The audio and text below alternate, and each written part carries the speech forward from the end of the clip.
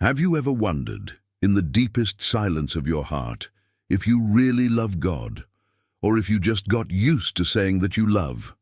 Because there is a silent, almost imperceptible difference between repeating words and living a truth, and this difference has the power to completely change the destiny of a life. There are times when everything seems normal on the outside, but inside there is an emptiness that is difficult to explain, as if something essential is missing, as if the soul is waiting for an answer that never comes. And it is in this space, in this place where no one sees, that a question begins to echo insistently, almost uncomfortably.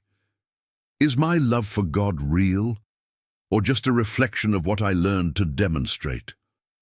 The most disturbing thing is that this question is not new. It has been done before, in a moment full of emotion, after failures, regrets, and silences. Jesus looked at Peter and asked something that pierced not only his ears, but his entire soul. "Do you love me?" And it wasn't just once. It was repeated, as if it dug deeper and deeper, as if each repetition tore away a layer of illusion until it revealed the hidden truth.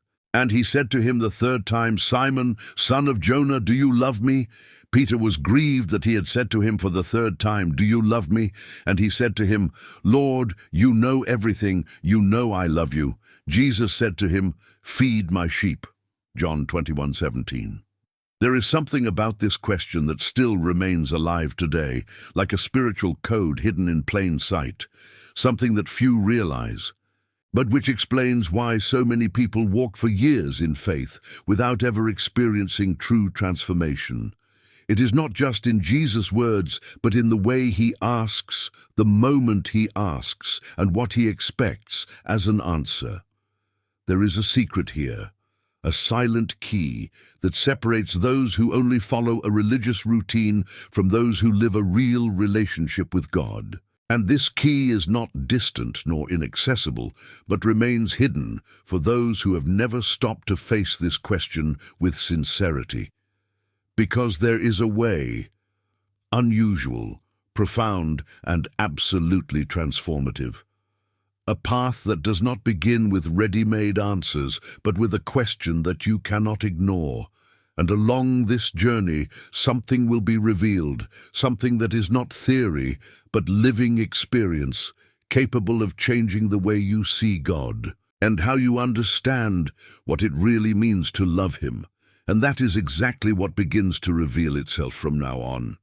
As you continue, you will realize that there are teachings hidden between the lines of the Bible that almost no one stops to see.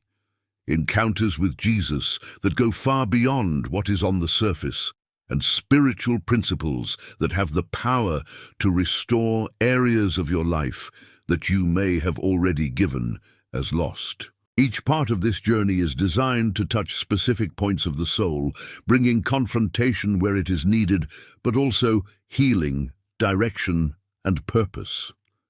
As you move forward, something within you begins to awaken, as if God is speaking directly and personally. "And ye shall seek me and find me, when ye shall search for me with all your heart."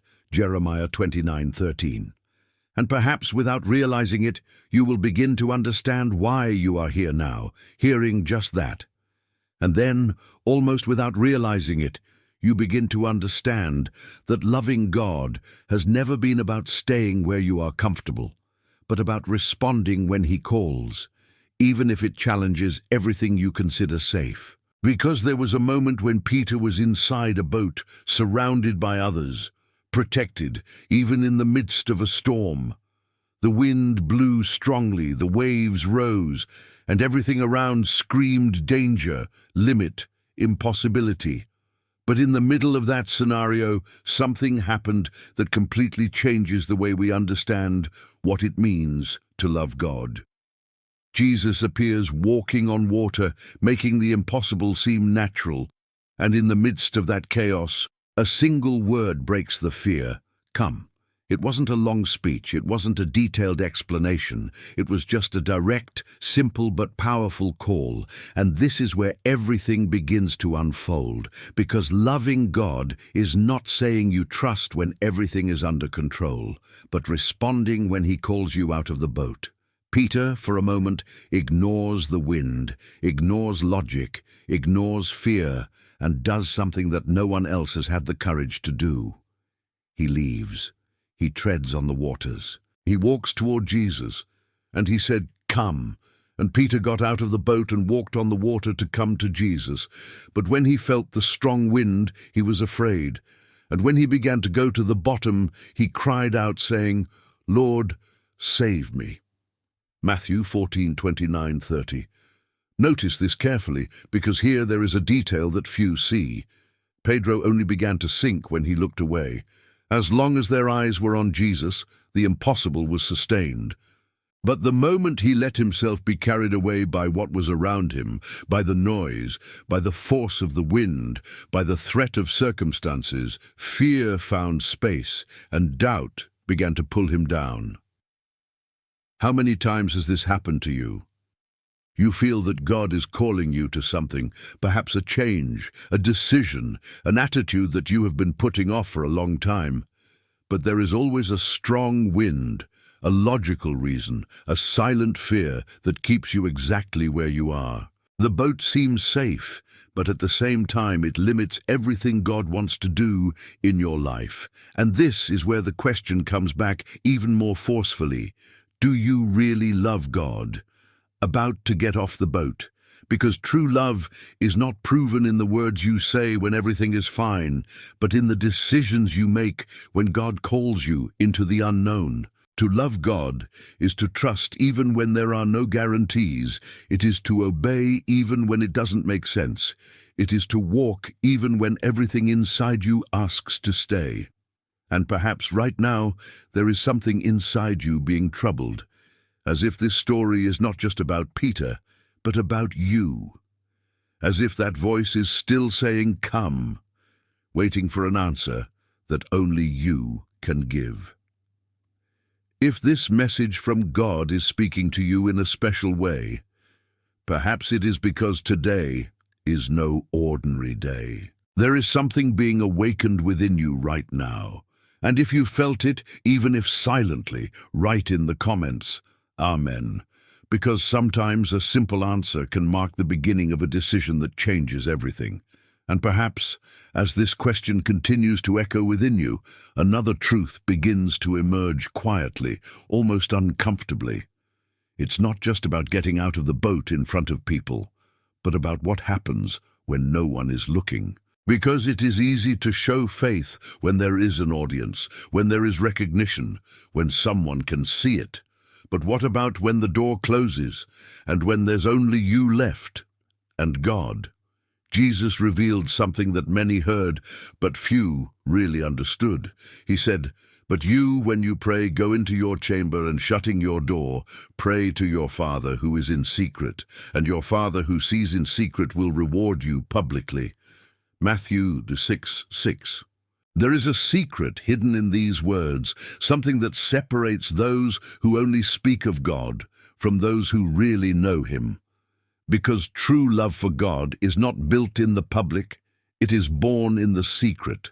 It is in that place where there are no masks, where there is no need to impress, where words are not rehearsed. It is there that the soul reveals itself as it really is. And this can be more difficult than it seems, because in the secret there is not enough distraction to hide what is inside. Many seek manifestations, quick answers, visible miracles, but ignore the place where it all begins. They want power, but they do not cultivate presence. They want to hear God, but they don't stop to listen. They want to feel something extraordinary, but they avoid the silence that reveals what needs to be transformed. And here's a point that few have the courage to face. What do you live with God when no one is watching? Because that's the true thermometer of your love. It's not the words you say in public. It's not the moments when everything seems spiritual, but what you choose to do when you have the opportunity to just walk away. or stay. The secret room is not just a physical place, it is a decision. It is choosing to be with God even when there is no emotion, even when it seems that nothing is happening, even when the silence seems too long. And it is precisely in this silence that something begins to change. Gradually, imperceptibly, the soul is aligned, the heart is being treated, and what was once superficial begins to become deep. Because God does not respond to appearance, he responds to truth. He sees what no one sees. He hears what you can't always say out loud. And when there is sincerity, when there is real surrender, when there is wholehearted searching, something starts happening that cannot be explained with words alone. And maybe now you'll start to realize that it's not about doing more, but about being more truthful. It is not about showing, but about surrendering. It is not a matter of impressing God, but of drawing closer to him in a real way. If this word is awakening in you a deep desire to draw closer to God, perhaps it is time to respond simply but sincerely. Write in the comments, "Speak, Lord, your servant hears," like an open prayer, like a silent decision. And leave your like on this video, because that can lead that same message to someone who also needs to find that secret place. And it is exactly at this point that something even deeper begins to be revealed, because after understanding the value of secrecy, an inevitable question arises. What happens when, finally, you stop hiding what is inside you? Because there is a huge difference between trying to look good before God and having the courage to present yourself as you really are. There was a woman who walked into an environment where she was not welcome. Everyone there had a reputation to preserve, an image to maintain, but she carried something different. She didn't bring arguments. She didn't try to justify herself. She didn't seek acceptance from the people around her. She simply approached Jesus with all that he was, with his pain, his mistakes, his history. And in that moment, something that many would consider shame turned into one of the most profound acts of love ever recorded. She wept at the feet of Jesus. Her tears spoke what words could not express, and by anointing his feet, she demonstrated something that went beyond a gesture. It was a complete surrender, without reservations, without masks. Meanwhile, all around, there were judgmental looks, silent thoughts condemning that attitude, as if it was not possible for someone so flawed to approach so intensely. But Jesus sees it in a completely different way. He is not impressed by appearances. He sees the heart. And then he declares something that reveals one of the greatest spiritual secrets. "Therefore I say to you that his many sins are forgiven him, because he loved much. But he who is forgiven little loves little." Luke 7:47. There is a powerful truth here. True love for God is born when you recognize how much you need him. It's not about perfection. It's about surrender. It's not about hiding flaws. It's about bringing them to light. Because repentance, contrary to what many think, is not a sign of weakness. It is the beginning of transformation. And perhaps what is preventing many people from living something real with God is not a lack of faith, but the difficulty of admitting that they need to change. Pride creates a silent barrier, while a broken heart makes way for something new to happen. This woman did not leave that meeting the same way she entered. Because when someone approaches Jesus with sincerity, something always changes.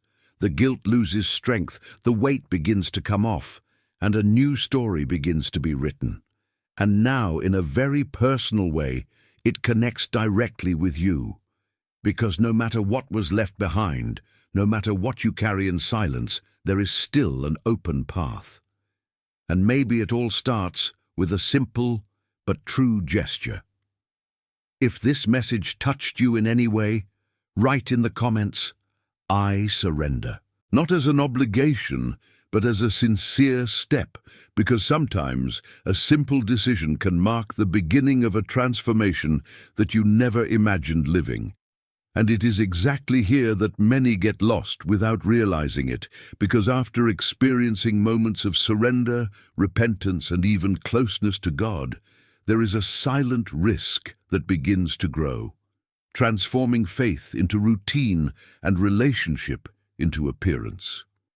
It is at this point that true love begins to be replaced by something more comfortable, more controllable, but completely empty inside. The Pharisees were known for their discipline, for their thorough knowledge of the Scriptures, for their impeccable appearance in front of people.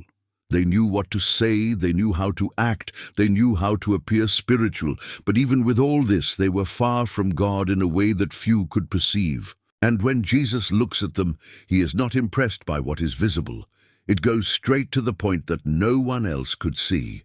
And then comes a statement that crosses time and still confronts any sincere heart today. This people honors me with their lips, but their heart is far from me. Matthew 15:8. There is something deeply uncomfortable about this truth, because it reveals that it is possible to speak of God without truly knowing him. It is possible to attend spiritual environments, repeat the right words, follow religious practices, and yet keep your heart apart. And the most dangerous thing is that this can happen in such a subtle way that the person himself does not realize it. Because empty religiosity has a striking characteristic. It replaces transformation with appearance. It creates a sense of security based on what is external, while completely ignoring what is happening inside. And little by little, what should be alive becomes mechanical, what should be sincere becomes automatic. But Jesus never accepted this kind of superficial relationship. He confronted, exposed, brought to light what was hidden, not to destroy, but to reveal that there was still a deeper, truer, more real way.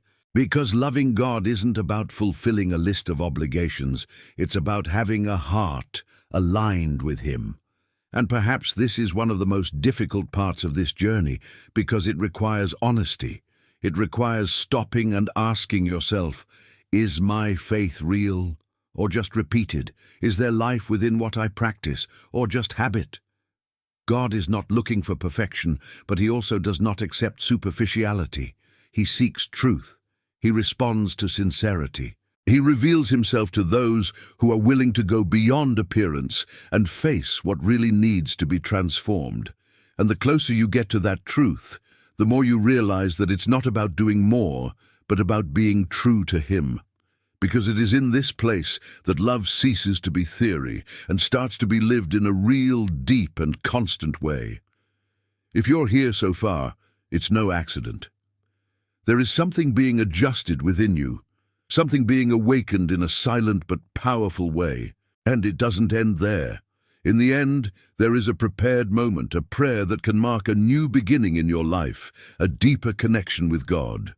So stay until the end, because what is yet to be revealed can transform the way you live, believe, and relate to him every day. And after all this, an even more delicate question arises, almost whispered within the soul.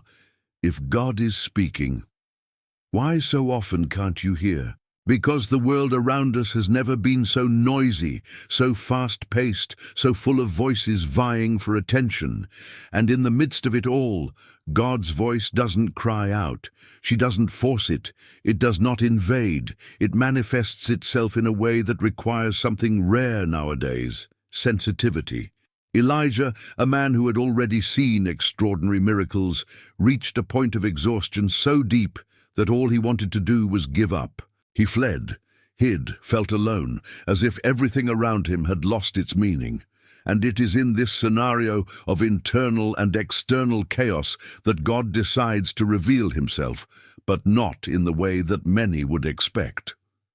First came a strong wind, capable of breaking mountains and breaking rocks, something impressive, impossible to ignore. But God was not there.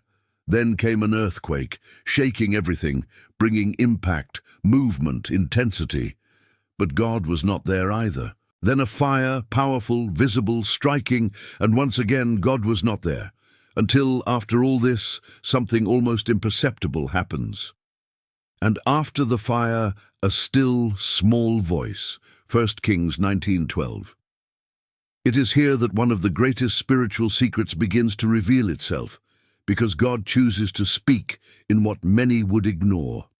A soft, delicate voice that does not compete with the noise, but reveals itself in the silence. And that changes everything, because it means that the problem is not the absence of God, but the way we are trying to hear Him. How many times have you waited for something great, for an evident sign, for a clear answer, while ignoring that slight touch, that silent impression, that almost subtle direction within you? Because the voice of God does not impose itself, it invites. And only those who are willing to slow down inside can understand. To love God is also to learn to listen to Him. And listening requires more than external attention. It requires inner silence. A heart that is less agitated, less distracted, less full of noises that prevent this connection. Because as long as everything inside you is too busy, the soft voice will continue to go unnoticed. And maybe, right now, you're beginning to realize that God has tried to speak to you in ways you didn't appreciate. Simple moments, thoughts that came unexpectedly, directions that you felt but ignored because they seemed too small. But they were not small. They were accurate, and it is exactly at this point that something begins to change, because when you learn to recognize this voice, everything around you loses the power to confuse. The chaos continues to exist, the noise does not disappear, but within you a clarity is born that does not depend on the circumstances. Now, if this is making sense to you, in a calm but profound way, state in the comments, "Lord, I receive your teachings." Write it as an act of silent surrender. And leave your like, because this message can reach someone who is also trying to hear God's voice in the midst of the noise of life. And as that sensitivity begins to awaken within you, another truth emerges even more forcefully, a truth that many avoid, because it directly confronts what we still want to preserve. Following Jesus has a price, and it's not a symbolic price. It's not something superficial. It's something real, daily, constant. Jesus never hid this. In a direct moment, without softening his words, he declared, "If any man will come after me, let him deny himself and take up his cross daily and follow me." Luke 9:23. There is a weight in this statement that cannot be ignored, because it dismantles the idea of a comfortable faith, of a path without renunciation, of a relationship with God based only on receiving. Self-denial is not a one-time thing, it is a daily choice. That's when you decide not to just follow your own desires, your own impulses. That's when you realize that loving God often means saying no to what you want, to saying yes to what He wants. And this touches a sensitive point, because the ego always tries to find an easier way. He wants the benefits, he wants the peace, he wants the answers, he wants the promises. But he resists when he realizes that there is a cost involved. Because taking up the cross is not something comfortable. The cross represents death, it represents surrender, it represents giving up control. How many times have you felt like you had to make a different decision, but you chose the easy way out?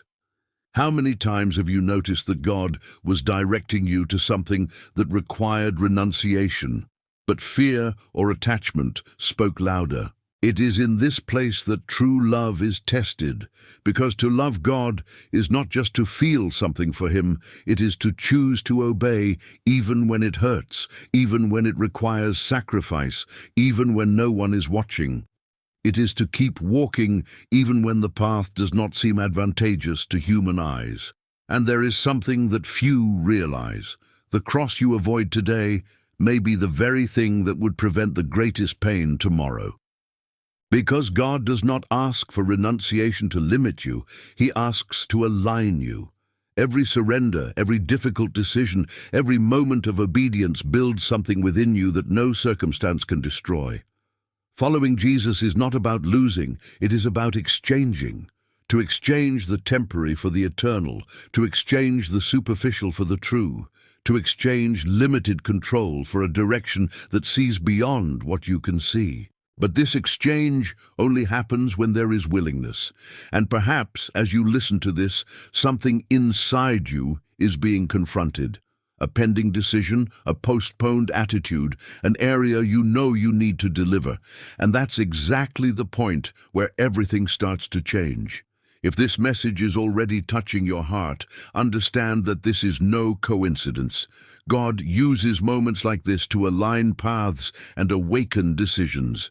And you can be a part of something bigger now. When you like, subscribe, and turn on notifications, that message reaches other people who are also in need of that same wake-up.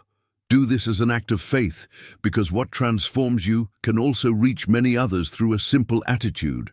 And it is at this point that everything begins to require something even deeper, because once you understand the price of delivery, a silent question arises. What happens when, even after everything, it seems that nothing changes? When you've tried, you've prayed, you've waited, but the answer didn't come. This is exactly where faith ceases to be theory and starts to be truly tested. There was a woman who carried a pain that was not just physical, it was emotional, social, and spiritual. For years, she lived isolated, rejected, considered impure, as someone who shouldn't even be around people. 12 years of suffering, 12 years trying solutions, 12 years seeing hope diminish little by little. And maybe at some point, she thought that it would never change, but something inside her refused to accept that end. Even in the midst of the crowd, even surrounded by limitations, even with all the reasons to give up, she made a decision that changed everything. She said within herself, "If I just touch Jesus' garment, I will be healed." Notice this carefully, because here is a powerful secret. She didn't wait for Jesus to call her. She didn't wait for a perfect condition. She didn't wait for people's approval. She moved forward, facing everything that could stop her, because there was a conviction stronger than any obstacle. And in the midst of the crowd, where many were close but few were connected, she rang. A simple touch, almost invisible, but loaded with true faith. And at that very moment, something happened. The flow has ceased. The pain stopped.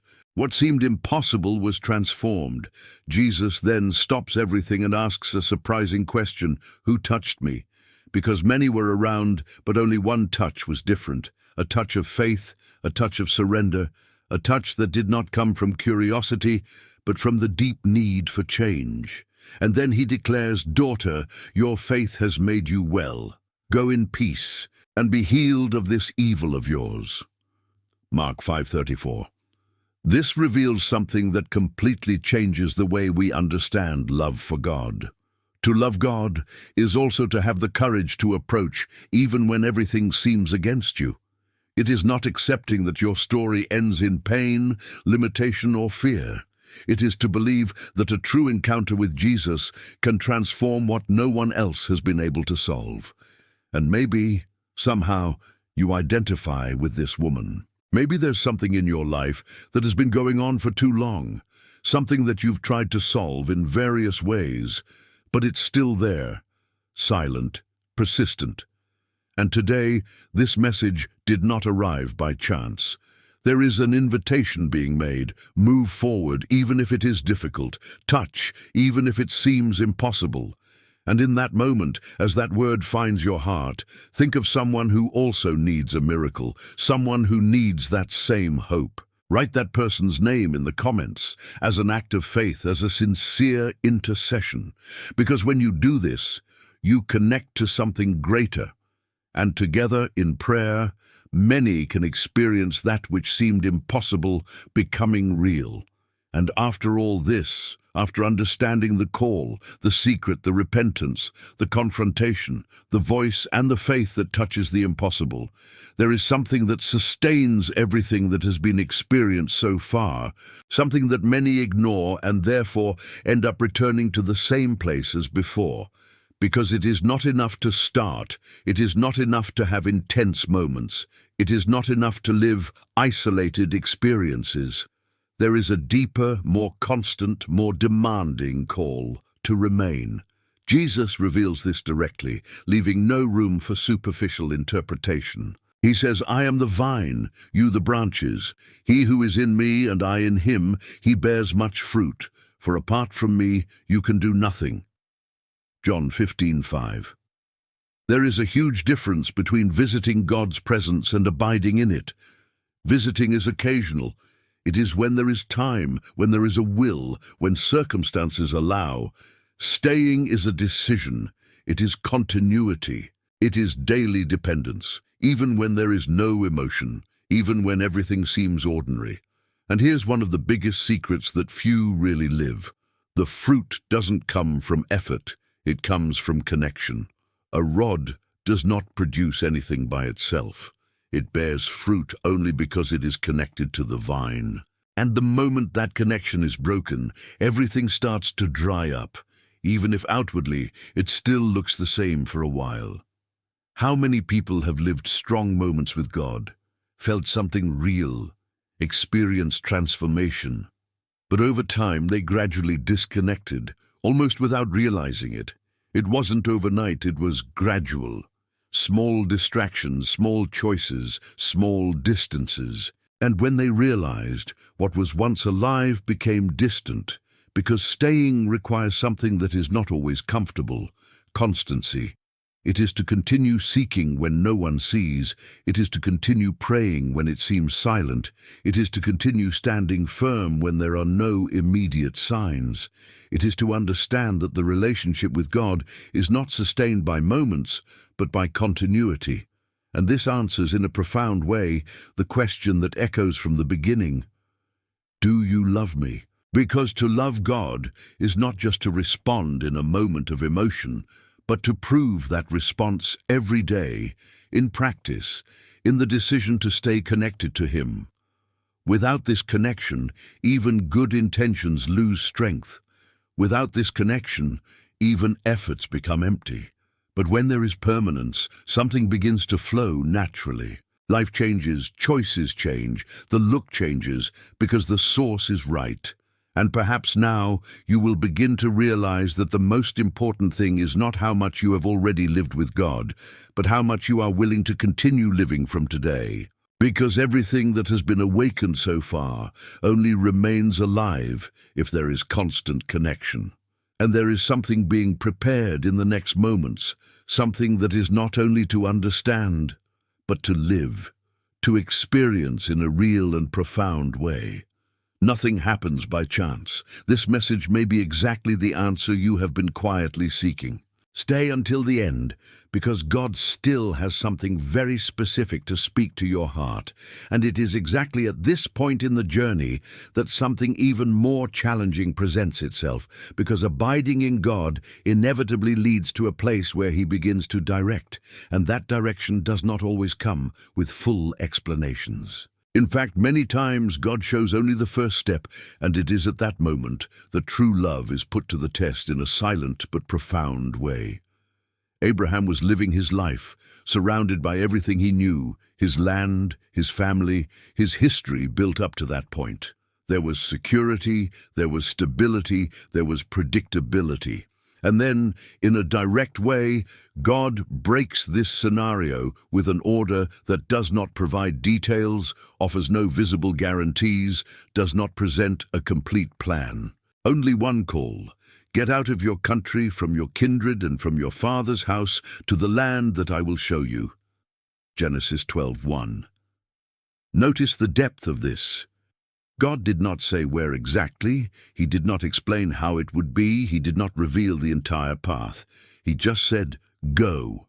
And this will carries one of the greatest spiritual secrets that few have the courage to live. Because obeying when everything is clear is easy, but obeying when there is only one promise requires real trust.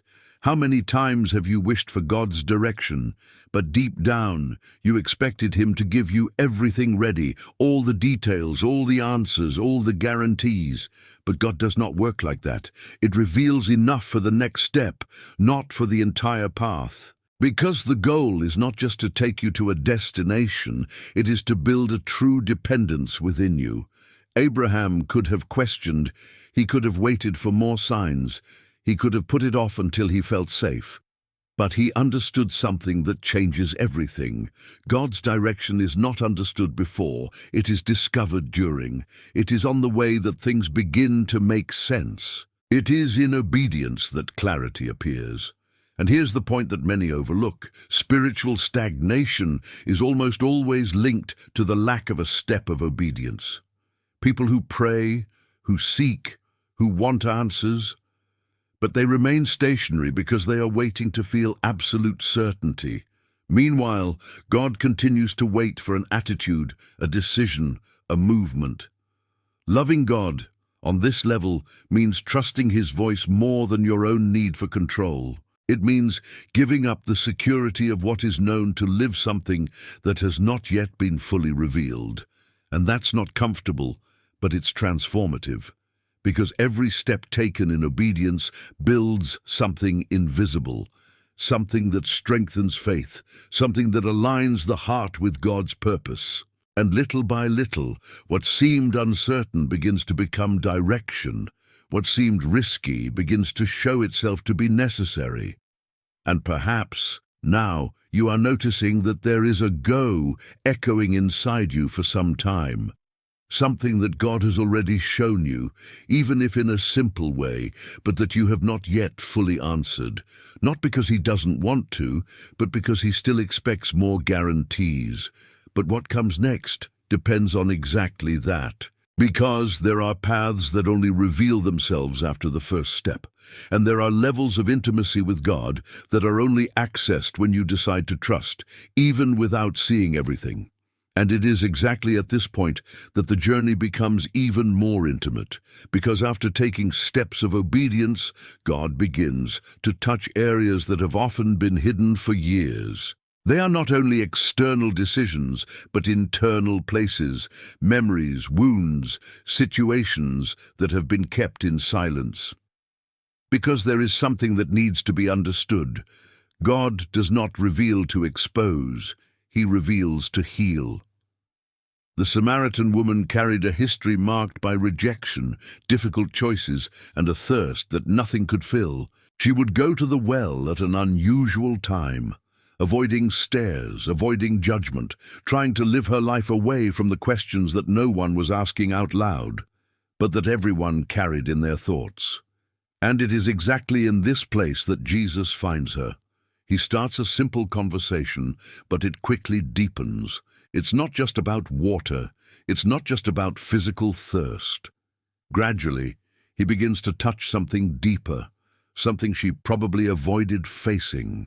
When Jesus mentions his history, his relationships, his choices, it is not to condemn, but to bring to light what needed to be dealt with. And here is one of the most powerful moments of this encounter, because she realizes that she is in front of someone who knows her completely, and yet she is still there.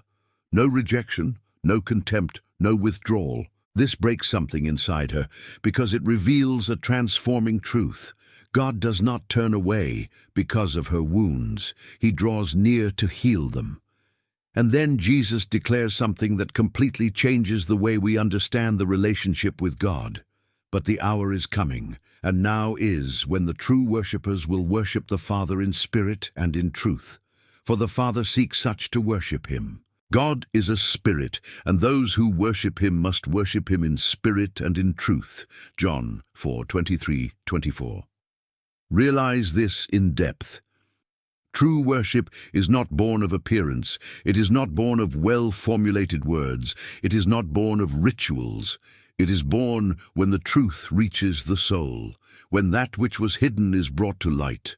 when there is no longer a need to pretend, to hide, to maintain an image. To love God on this level is to allow Him to touch the areas you avoid. It is letting Him reveal what needs to be transformed, even if it causes discomfort at first, because true healing only happens when there is truth, and the truth sometimes hurts before it liberates. How many people live trying to fill voids with external things, when in fact there is an internal thirst that can only be quenched by a real encounter with God? And this encounter does not happen in superficiality, it happens in depth, in the place where you decide to stop running away from yourself. And perhaps in this moment, something inside you is being touched, a memory, an area, a situation that you know needs to be delivered, that needs to be dealt with. And this is not by chance. It is God approaching, not to judge you, but to restore you completely.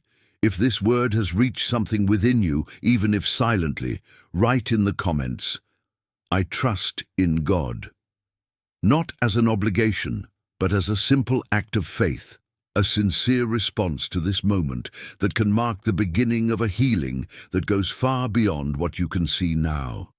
And it is precisely after an encounter with the truth that many face one of the most silent battles of the spiritual life. What to do after falling? Because there are times when, even knowing God, even having lived real experiences, even having walked with faith, the person fails. And at that moment, a voice begins to whisper that everything is over, that there is no turning back, that the connection has been lost definitively.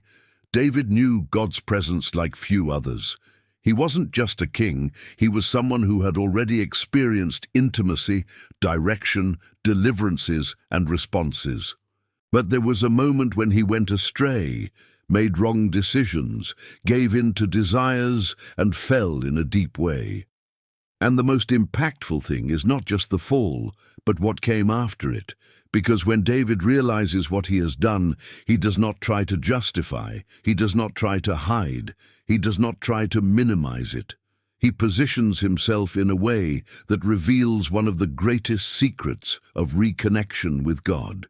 He breaks down, he recognizes it, he surrenders completely. And then he prays a prayer that spans generations. "Create in me, O God, a clean heart, and renew in me a right spirit." Psalm 51:10. There is something extremely powerful about this, because David does not ask for just superficial forgiveness. He calls for transformation. He understands that the problem was not just the mistake, but something inside him that needed to be restored. And that changes everything. Because the difference between those who move away definitively and those who reconnect with God is not in the absence of failures, but in the way they respond after them. Many move away out of shame, out of guilt, because they believe they have gone too far. But David shows that there is a way back, and that way begins with a broken heart. God is not looking for perfect people. He is looking for sincere hearts. People who, even after falling, still have the courage to go back, to recognize, to surrender again, because it is in this place that the restoration happens in a deep way, not only externally, but internally. And perhaps this is one of the most difficult truths to accept, because it requires humility.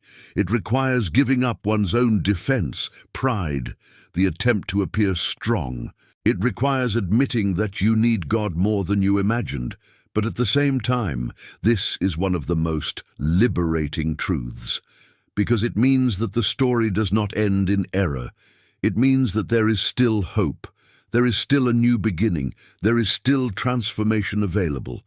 And perhaps in this moment you are carrying something that weighs you down, something that is left behind, but still echoes within you. Something that makes you think that you have moved too far away, that there is no way to go back to the way you were before. But this message comes to break exactly this idea, because when there is true repentance, God doesn't just forgive, He restores, He renews, it rebuilds from the inside out. If you are here, it is not by chance. There is something being aligned within you right now.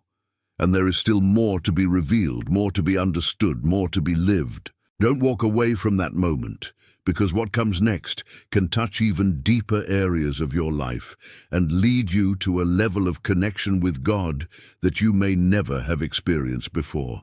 And this is exactly where the journey becomes even more serious, because after understanding that there is always a way back, a truth emerges that few like to face. It is not enough to listen to God's voice, it is necessary to respond. And when this answer does not come, silence is not neutral. It carries consequences. Jonas was given clear direction. There was no doubt, there was no confusion, there was no mystery. God spoke in a direct, specific, objective way. But instead of obeying, Jonah did something that reveals behavior that is much more common than it seems. But Jonah arose to flee from the presence of the Lord to Tarshish. Jonah 1:3. Realize this in depth. He didn't stand still, he didn't completely ignore it, he made an active decision, but in the opposite direction. This reveals something that often happens silently in the spiritual life. People who know what God has already said, who understand what needs to be done, but choose to postpone, avoid, run away, trying to find a more comfortable way.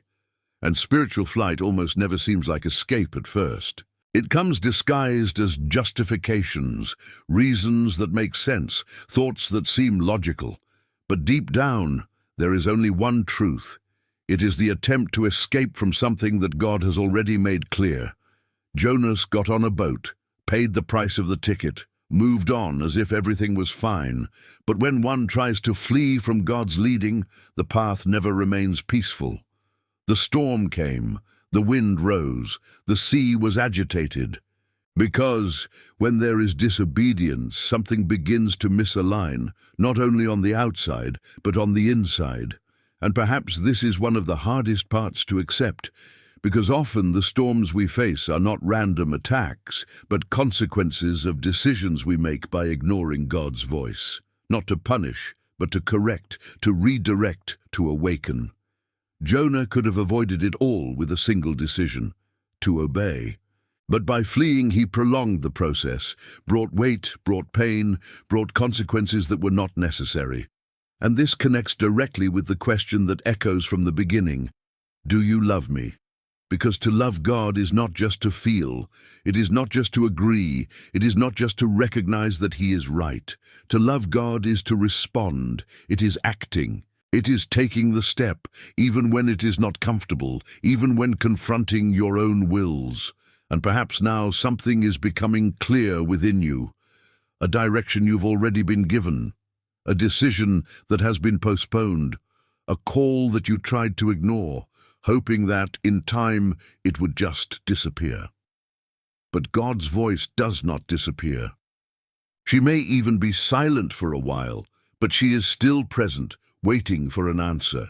And the more you try to run away, the more you realize that there is no peace outside the center of His will, because the right place is not the easiest, but it is the only one where the soul finds true rest. If you feel that God has been good, even in the moments when you have tried to go another way, write in the comments, Amen.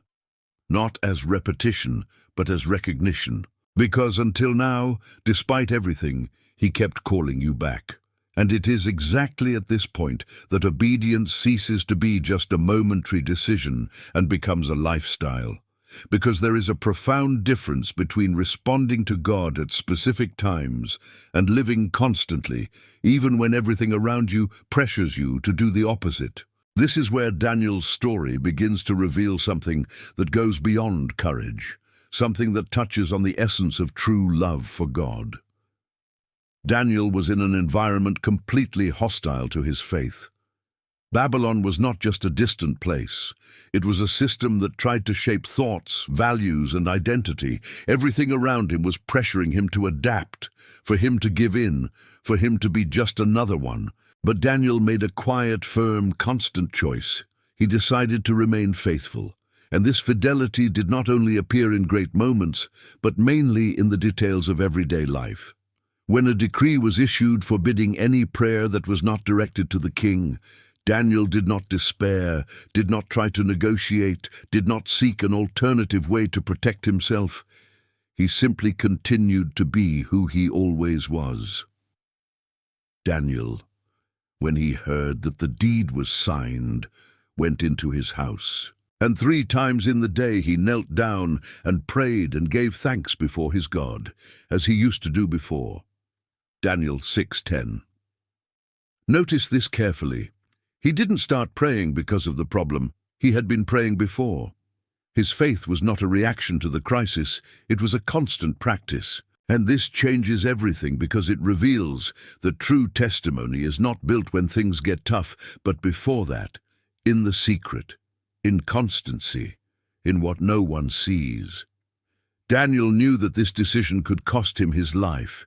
He knew the consequences, but there was something stronger within him. His connection to God was non-negotiable. And this is exactly what transforms an ordinary life into a testimony that crosses generations. Because when someone chooses to remain faithful, even in contrary environments, that life becomes a sign that it is possible to live differently, a sign that God is still present, a sign that faithfulness does not depend on circumstances but on the decision of the heart. And perhaps without realizing it, you too are embedded in environments where your faith is tested, situations where it would be easier to be silent, to give in, to adapt, moments when no one would notice if you gave up certain principles. But it is precisely in these places that love for God is most clearly revealed. Because loving God is not just about what you do when everything is favorable, but about who you decide to be when no one is supporting. It is maintaining integrity when it would be easier to be flexible. It is to remain firm when it would be more comfortable to give up. And when that decision is made, something starts to happen that goes beyond what you can see. Your life starts to impact others, even without words. His posture speaks. Your constancy speaks. His faithfulness speaks. This word is not for everyone. If you're here right now, there's a bigger reason behind it. God is working in areas that you may not even have noticed yet. And what comes next can show you something even deeper about living a faith that not only endures, but transforms everything around it. Are you ready to continue? And this is exactly where everything takes on an even deeper level. Because after understanding faithfulness in the midst of pressure, a truth emerges that breaks any human limit. No one is too far away to be transformed. It doesn't matter the past. It doesn't matter the choices.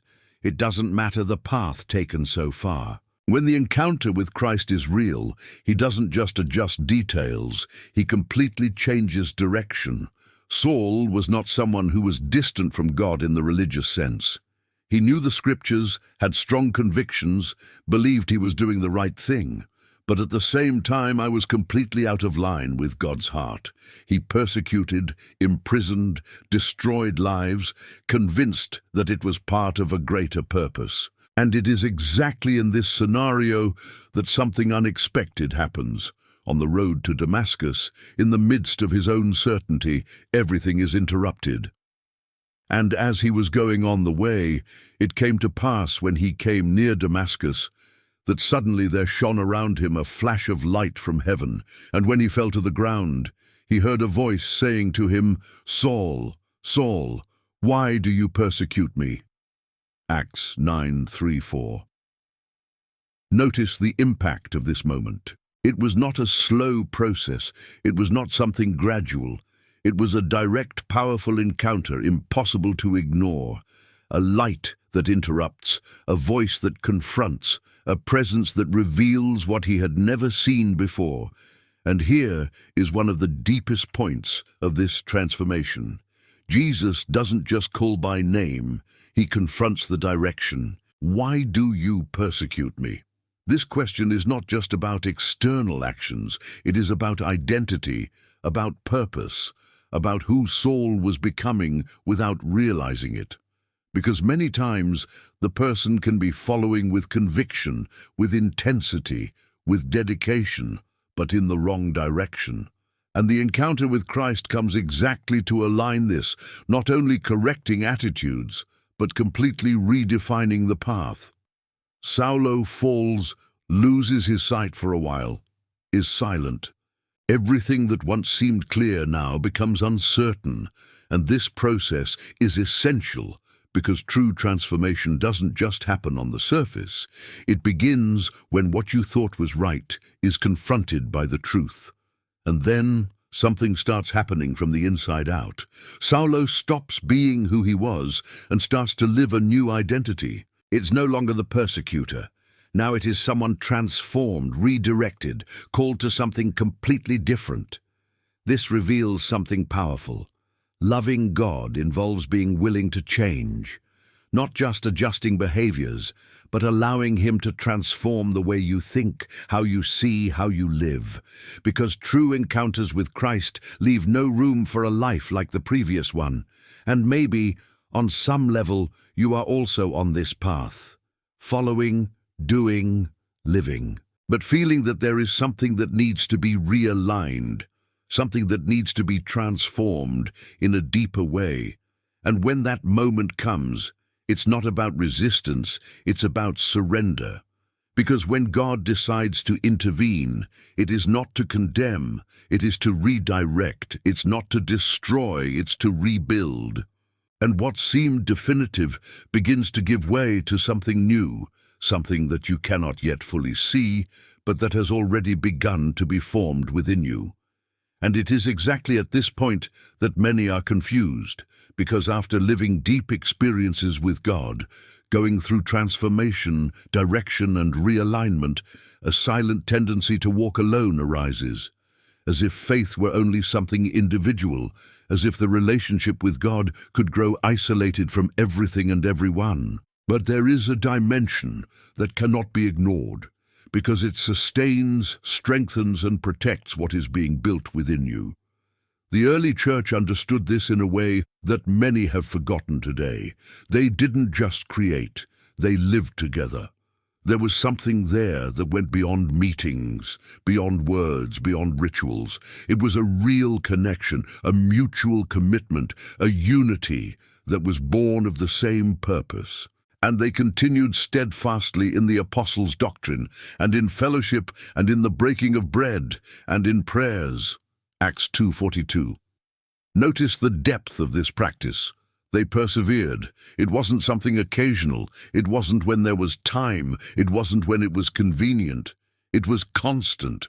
Communion was not superficial. It was part of life. Care was not distant. It was present.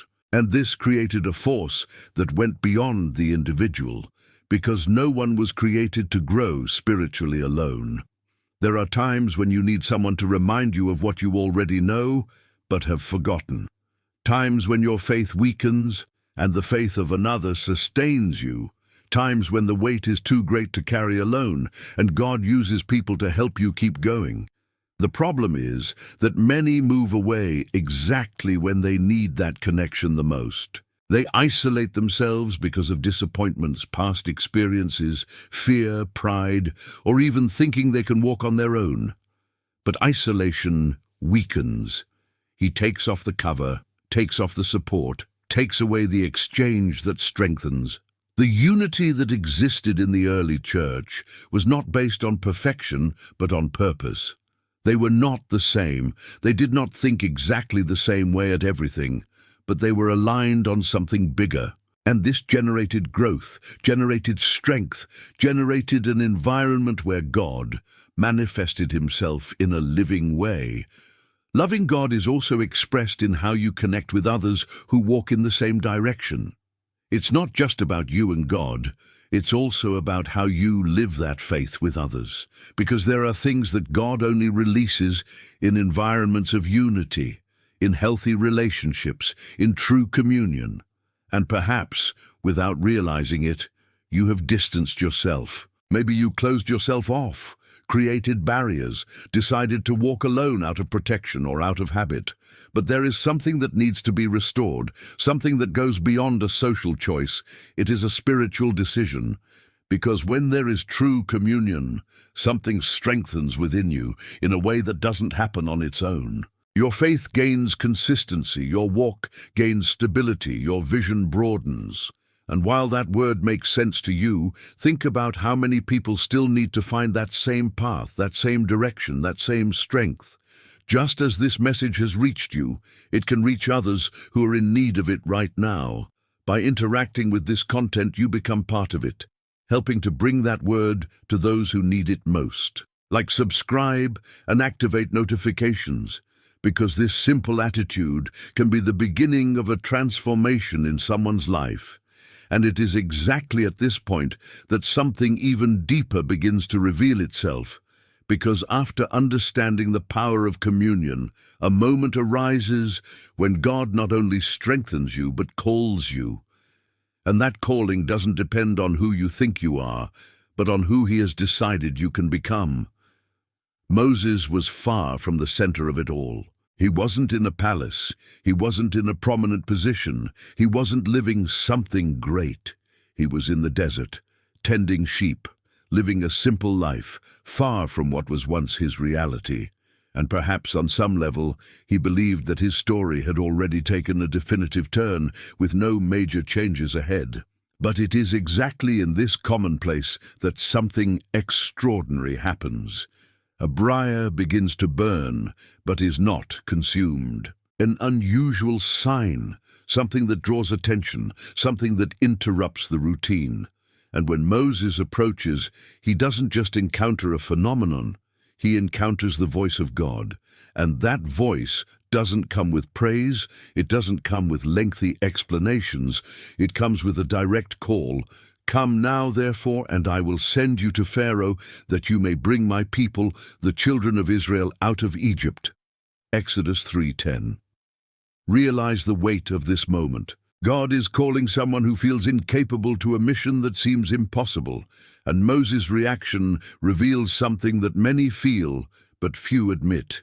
He questions, he hesitates, he presents his limitations. He looks at himself and sees failures, insecurity, lack of preparation.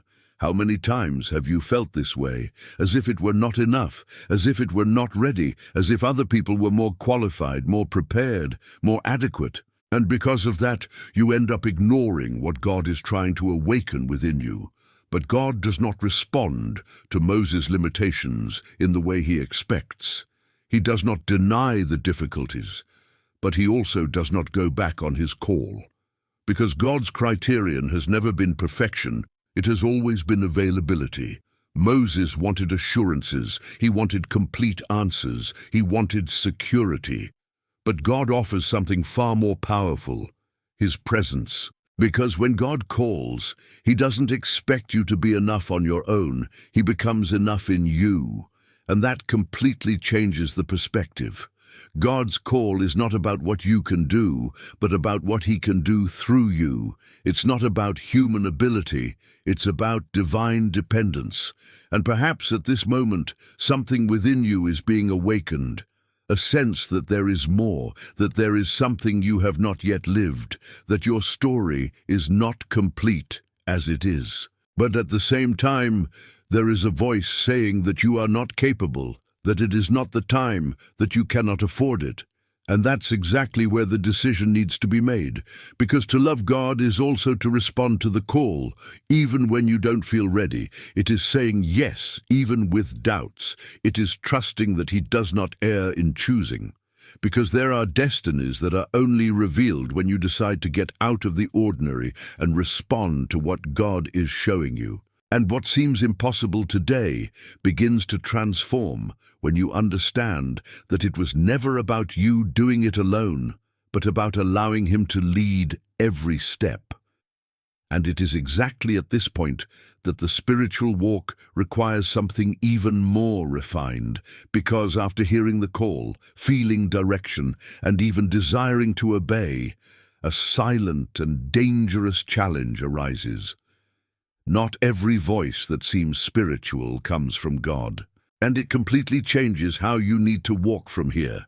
Jesus gave a clear, direct warning, leaving no room for doubt. He said, "Beware, however, of false prophets who come to you in sheep's clothing, but inwardly they are ravenous wolves. Matthew 7:15. Notice the depth of this.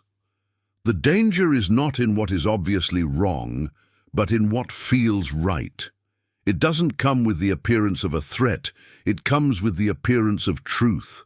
It does not present itself as something distant from God, but as something close, familiar, convincing.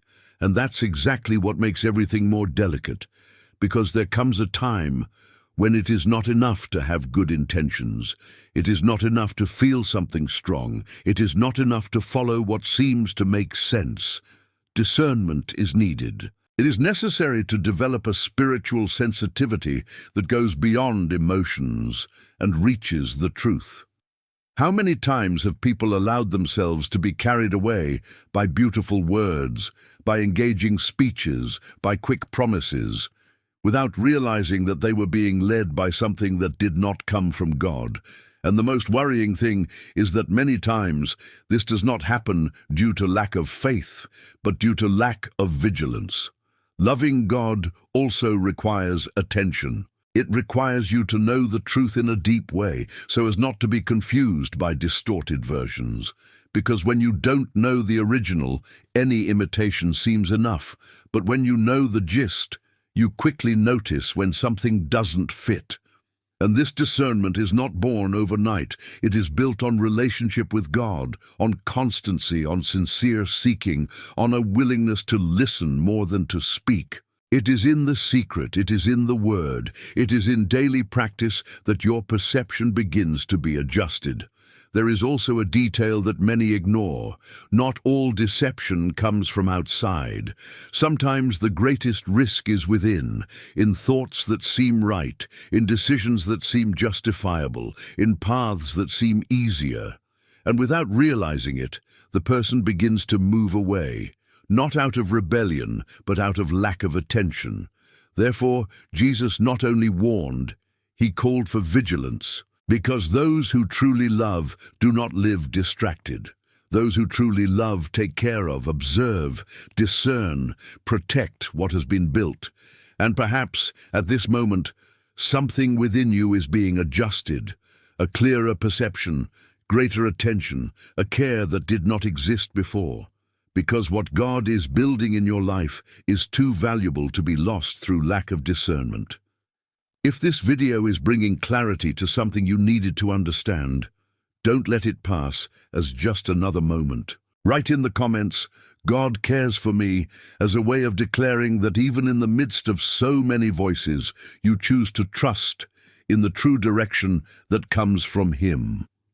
And this is exactly where many begin to get tired, because after listening, obeying, and even discerning, there comes a time when everything seems to stop. No visible progress, no immediate response, no clear change, just the time passing, and the promise not yet fulfilled. And it is in this quiet place that faith is most deeply tested. Joseph received a dream, something clear, something big, something that pointed to a future of purpose. But what came after was not immediate compliance, it was a process, a long, unexpected, and often painful path. He was rejected by his own brothers, sold, betrayed, wronged, forgotten. Each step seemed to contradict what God had shown at the beginning. And maybe that resonates within you in a very personal way. Because it is possible to be experiencing something similar. You feel that God has already shown you something, has already put something in your heart. But the current reality does not match the promise. It seems distant, it seems unlikely, it even seems forgotten.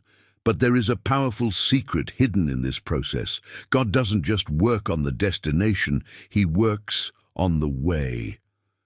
While Joseph waited, something was being formed within him.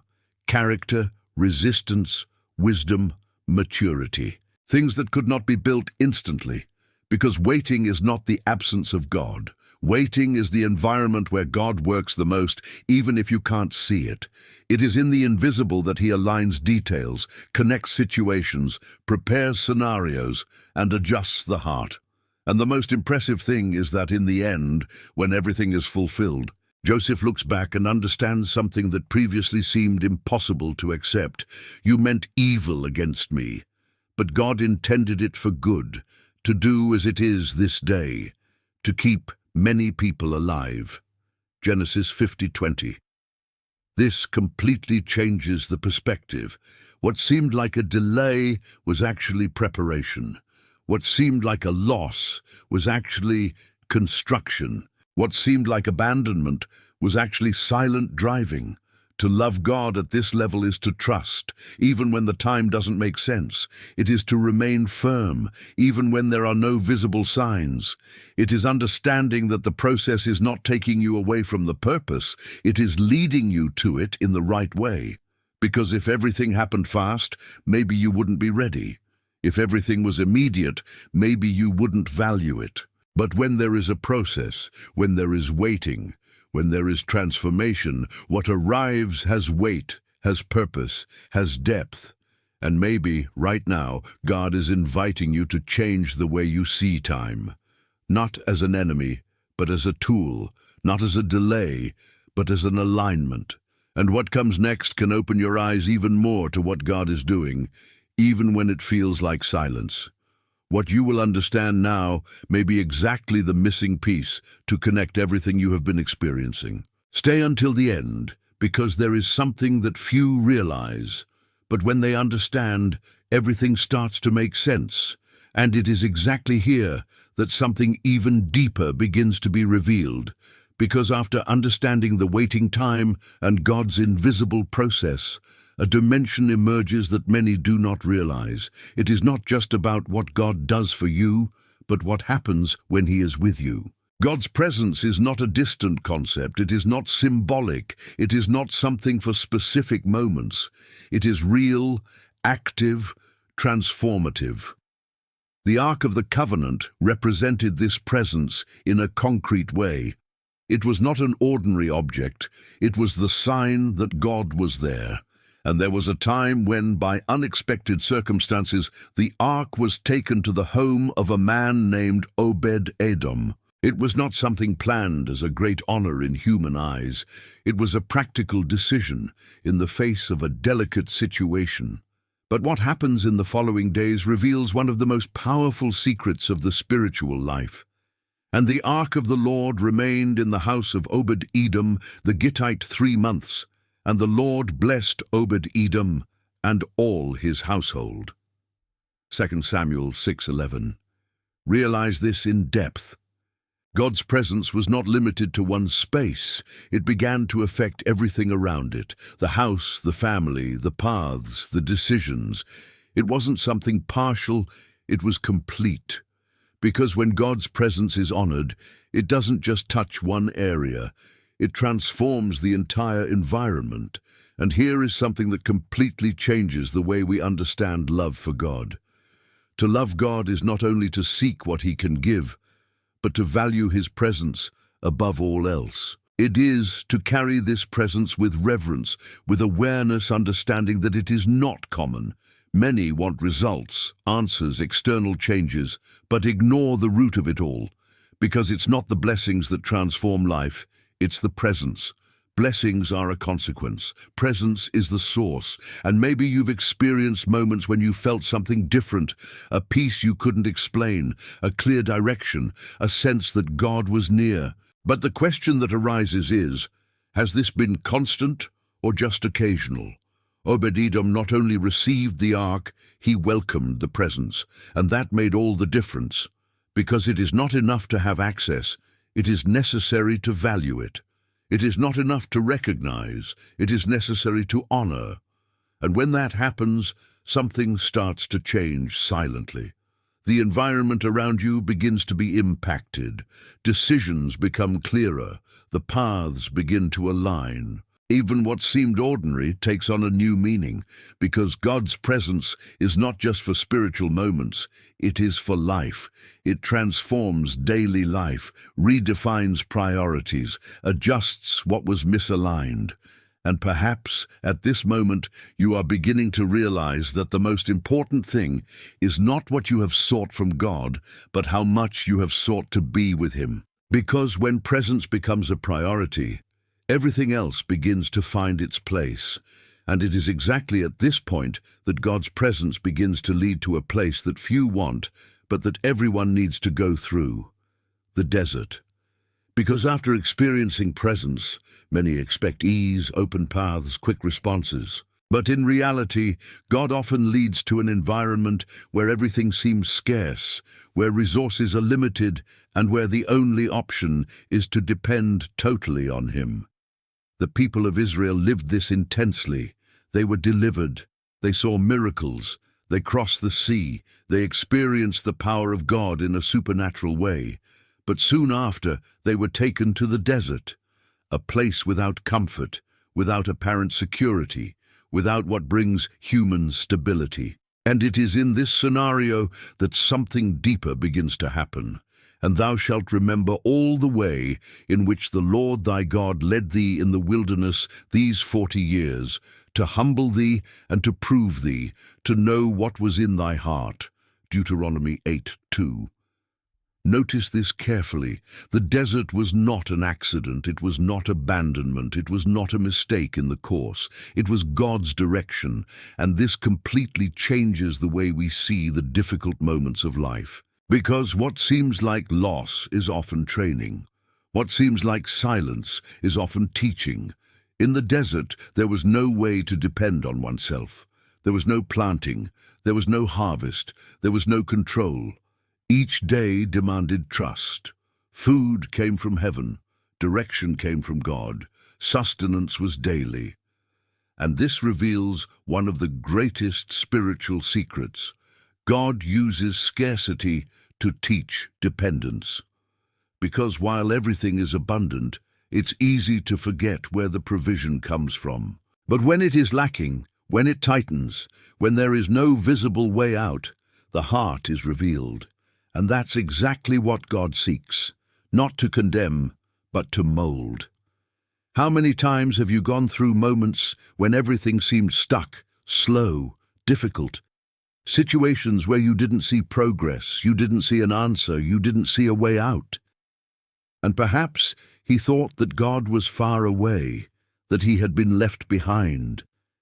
But what if, in fact, this place is a necessary desert? A space where God is working within you in a way that wouldn't be possible in another environment. Because it is in the wilderness that character is formed, that faith is strengthened, that dependence becomes real. To love God is also to trust when there are no signs. It is to keep walking when there are no guarantees. It is to understand that the desert is not the end. It is part of the process. And the most impressive thing is that, even in the desert, God never stopped caring. The people were not left without food. They were not without direction. They were not without presence. The care was daily, constant, sufficient, and maybe right now you are experiencing something similar, a time that seems dry, slow, without clear answers. But there is something going on, even if you don't see it. There is a process going on, a quiet preparation, a deep alignment. Before we continue, I want to make you a special invitation. If there is something you have been carrying in this time, something that weighs, something that needs God's intervention, write it in the comments. Put your prayer request there. What is in your heart? Because when we unite in faith, something powerful happens. And what seems impossible begins to be achieved by God's action. And it is exactly at this point that the desert begins to reveal something that goes beyond resistance. Because after a time of preparation, God begins to show that each phase, each apparent delay, each silence was positioning you for a specific moment. Nothing was lost, nothing was random, nothing happened without a higher purpose being built. Esther did not begin her story in a prominent place. She was an ordinary young woman living in a difficult context without any sign that she would one day be in a position of influence. But over time, decisions were made, paths were opened, and she was placed exactly where she needed to be, even without fully understanding why. Until a critical moment arrives, a decree is lifted, a real threat arises, and everything seems to be heading for a tragic outcome. It is against this backdrop that a powerful truth is revealed, a phrase that echoes to this day as a call to spiritual awareness. And who knoweth whether for such a time as this thou hast come to this realm? Esther 4:14. Notice the depth of this.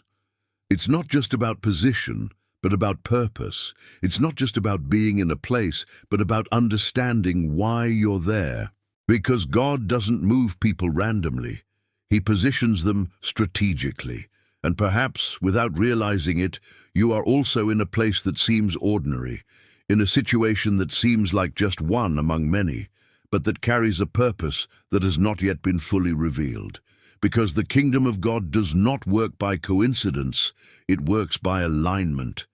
Esther could have chosen silence. He could have protected himself. He could have ignored responsibility. He could have let everything take its course. But at that moment, loving God meant acting. It meant taking a position, even at risk, even with fear, even without human guarantees. How many times have you felt that you should do something, take action, position yourself differently, but hesitated? Not for lack of capacity, but for fear of what could happen. And that's exactly where the purpose begins to be revealed, not only in what you feel, but in what you decide to do. Because there are moments that are not repeated, opportunities that do not come back, calls that require immediate response. And when you understand this, you realize that your life is not disconnected from a larger plan. Esther understood that her position was not just a privilege, it was a responsibility. And by deciding to act, she became part of something that impacted generations. And maybe, at this moment, God is showing you that the place where you are, the people around you, the situations you face, all of this can be part of something bigger. Not to limit you, but to use you, because there are times when love for God is manifested not only in words or feelings, but in courage. Courage to act. Courage to take a stand, courage to trust that even without seeing everything, you are exactly where you should be. And it is exactly at this point that the journey reaches one of the deepest and most difficult places to understand. Because after purpose, direction, and even courage to act, there is a level where everything seems to fall apart. A place where there are no clear answers, where pain makes no sense, where logic cannot explain what is happening. And it is in this scenario that the story of Job reveals something that few can live, but which completely transforms the way of loving God. Job was not someone far from God. He was upright, faithful, fearful, someone who lived righteously. But, unexpectedly, everything begins to be taken away. Your possessions, your safety, your family, your health. A complete collapse, an extreme loss, a scenario where anyone would ask, where is God in all this? And maybe this question has crossed your mind at some point. When something happens without explanation, when pain comes without warning, when what you didn't expect comes true. Because it's easy to keep the faith when everything is fine, but what about when everything falls apart? Job lives exactly that place. He feels, he questions, he suffers deeply. But there is something inside him that does not break, something that remains steadfast even in the midst of chaos. And then he declares something that goes beyond circumstances, something that is born of a conviction deeper than pain. For I know that my Redeemer liveth, and that he will stand at the last on the earth. Job 19:25. Notice the strength of this statement. He doesn't say he feels, he says he knows. Even without understanding, even without seeing, even without an immediate response. This reveals a level of relationship with God that is not dependent on circumstances. Because loving God on this level is not conditioned on what he does, but on who he is. It is not based on results, but on trust. It is to remain even when everything around seems otherwise. And there is something that few realize. It is in the deepest moments of pain that God reveals himself in a more intimate way. Not because he desires suffering, but because it is in this place that all distractions fall, all false securities disappear, and the heart is truly exposed. Job lost everything, but he found something that many never find, a deeper revelation from God. Something that could not be achieved only in moments of comfort, and maybe at this moment you are facing something that does not make sense, a pain, a loss, a situation that you can't explain. And it could be shaking your faith, making you question, making you feel lost. But this message comes to remind you that God has not disappeared. Even in silence, he is still present. Even in pain, he remains God. And if this truth touched something inside you, even in the midst of everything you are experiencing, write in the comments, "God chose me." Not as a common phrase, but as a statement of faith, because even in pain, there is still a purpose being built that you may not yet be able to see. And it is exactly at this point that one of the most delicate areas of the spiritual journey arises, because after going through pain, silence, and difficult processes, the heart begins to look for signs, a confirmation, a clear direction, something that brings security before taking the next step. And this is where Gideon's story reveals something profoundly human, something that perhaps you have also experienced. Gideon did not see himself as prepared. He carried doubts, insecurities, internal limitations that screamed louder than any possibility. Even after receiving a clear call from God, there was still a conflict within him. He wanted to believe, but at the same time, he needed to be sure. And then he does something that many do, even if they don't admit it. He asks for signs. He seeks confirmations. He tries somehow to have reassurance before moving completely. And Gideon said unto God, "Let not thy wrath be kindled against me, if he speak this time." Judges 6:39. Notice the sincerity at this moment. There is no arrogance. There is vulnerability. There is no rebellion. There is insecurity. Gideon is not defying God. He is trying to align his faith with what he cannot yet sustain on his own. And God answers. He confirms. He shows that he understands the human process. But at the same time, there is something deeper being taught there. Because there comes a point where it's no longer about signals, it's about trust. How many times have you asked God for confirmation? A clear signal, something that would eliminate all doubts, something that would give you total security to act? And many times he even received answers, noticed small details, felt directions, but still hesitated. Because the challenge is not only in receiving signs, but in discerning the moment when it is necessary to stop asking and start acting. There is a fine line between seeking direction and postponing decisions out of fear. God speaks in many ways, sometimes in a clear way, other times in a subtle way, but he doesn't expect you to live dependent on signs all the time. He wants his faith to mature to the point of trust, even when there is no new confirmation. To love God is also to grow at this level. It is recognizing when he has spoken enough. It is to understand that the absence of new signs does not mean the absence of direction, but an invitation to move forward with what has already been revealed. Gideon began by asking for signs, but he did not end there. At some point, he had to take the step. He had to leave the place of doubt and enter the place of action. And this is what transforms faith from something theoretical into something alive.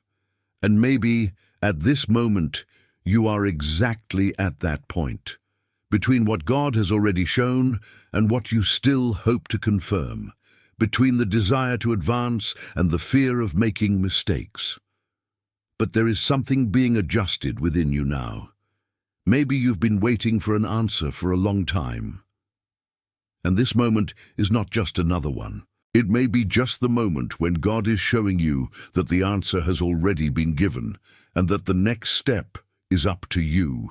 Stay until the end, because there is still something essential that can completely change how you understand God's voice. And it is exactly at this point that faith ceases to be just trust in favorable times and becomes a position in the midst of pressure. Because after signs, direction, and processes, there comes a time when you are confronted directly. How far does your fidelity go?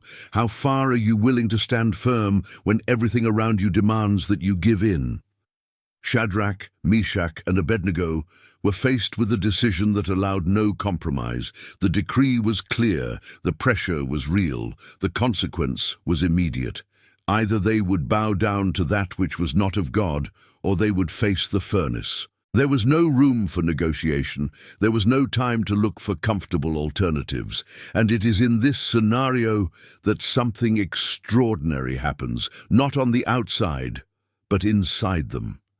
Because the answer they give is not based on fear, it's not based on circumstances, it's based on conviction. Behold, our God, whom we serve, is able to deliver us. And if not, be it known, O King, that we will not serve your gods. Daniel 3:17-18. Notice the depth of this. They acknowledge that God can deliver, but they do not condition their faithfulness to that deliverance. That changes everything. Because true faith does not depend on the outcome, it depends on the relationship. It doesn't depend on what God does, it depends on who He is. How often is people's faith conditioned? As long as everything is going well, as long as there are answers, as long as there is visible protection, it remains firm. But when the threat arises, when the pressure increases, when there is risk, many begin to negotiate principles, to make values more flexible, to seek easier paths. But these three men show something rare, a faith that does not bend, a faith that remains even in the face of the possibility of loss. And that reveals a level of love for God that goes beyond comfort, beyond convenience, beyond circumstance. And then they are thrown into the furnace. The fire is real, the situation is extreme, there is no way to escape, but it is exactly there that something happens that completely transforms the perspective. God doesn't just deliver from the fire, He manifests Himself within it. Because there is a detail that changes everything. God does not always prevent fire, but He never abandons it in the midst of it. And when He is present, that which is supposed to destroy loses its power. And perhaps at this moment you are facing a furnace of sorts, a situation of pressure, a difficult choice, an environment that tries to make you give in, something that puts your faith to the test in a way you didn't expect. And the question comes back once again, even more intensely, do you love me? Because to love God at this level is to remain faithful even when there are no guarantees, even when there is risk, even when the outcome is not clear. And when this decision is made, something begins to happen that goes beyond the natural. God manifests Himself in a deeper, more real, closer way. If this message reached you, it was not by chance. There is something being strengthened within you now. And if you want to continue receiving this type of word that edifies, strengthens, and directs, subscribe to the channel, activate notifications, and leave your like, because this simple attitude can make this message reach other people who also need to remain firm in the middle of the test. And it is exactly at this point that faith is pushed to its deepest limit, because after facing pressure, fire, and difficult decisions, there is a scenario that seems too definitive to change. A place where there is no more expectation, where everything has already been closed, where even hope seems to have been buried along with what has been lost. Lazarus was dead. It was not a reversible situation to human eyes. Days had passed, time had advanced, people had already accepted reality. Crying had already taken the place of expectation, and pain seemed to be the only possible truth at that moment. And maybe you've experienced something like this. A situation that seemed to have no return, A moment when you thought that there was nothing more to do, that everything had already been decided, that the end had already come. Because there are losses that are not only external, they are internal, silent, deep. But it is exactly in this scenario that Jesus arrives. And the detail that changes everything is not only his presence, but his timing. Because in human eyes, he came too late. But in God's time, there is never delay, there is purpose. And then he declares something that completely breaks natural logic. I am the resurrection and the life. He who believes in me, though he be dead, shall he live. John 11:25. Notice the strength of this statement. He doesn't just point to a miracle, he points to who he is. Because when Jesus is present, even what seems final can be rewritten. In front of the tomb there is doubt, there is pain, there is resistance. Even those who were there had difficulty believing that something could still happen. The stone was already laid, the body was already decomposing, everything indicated that it was too late.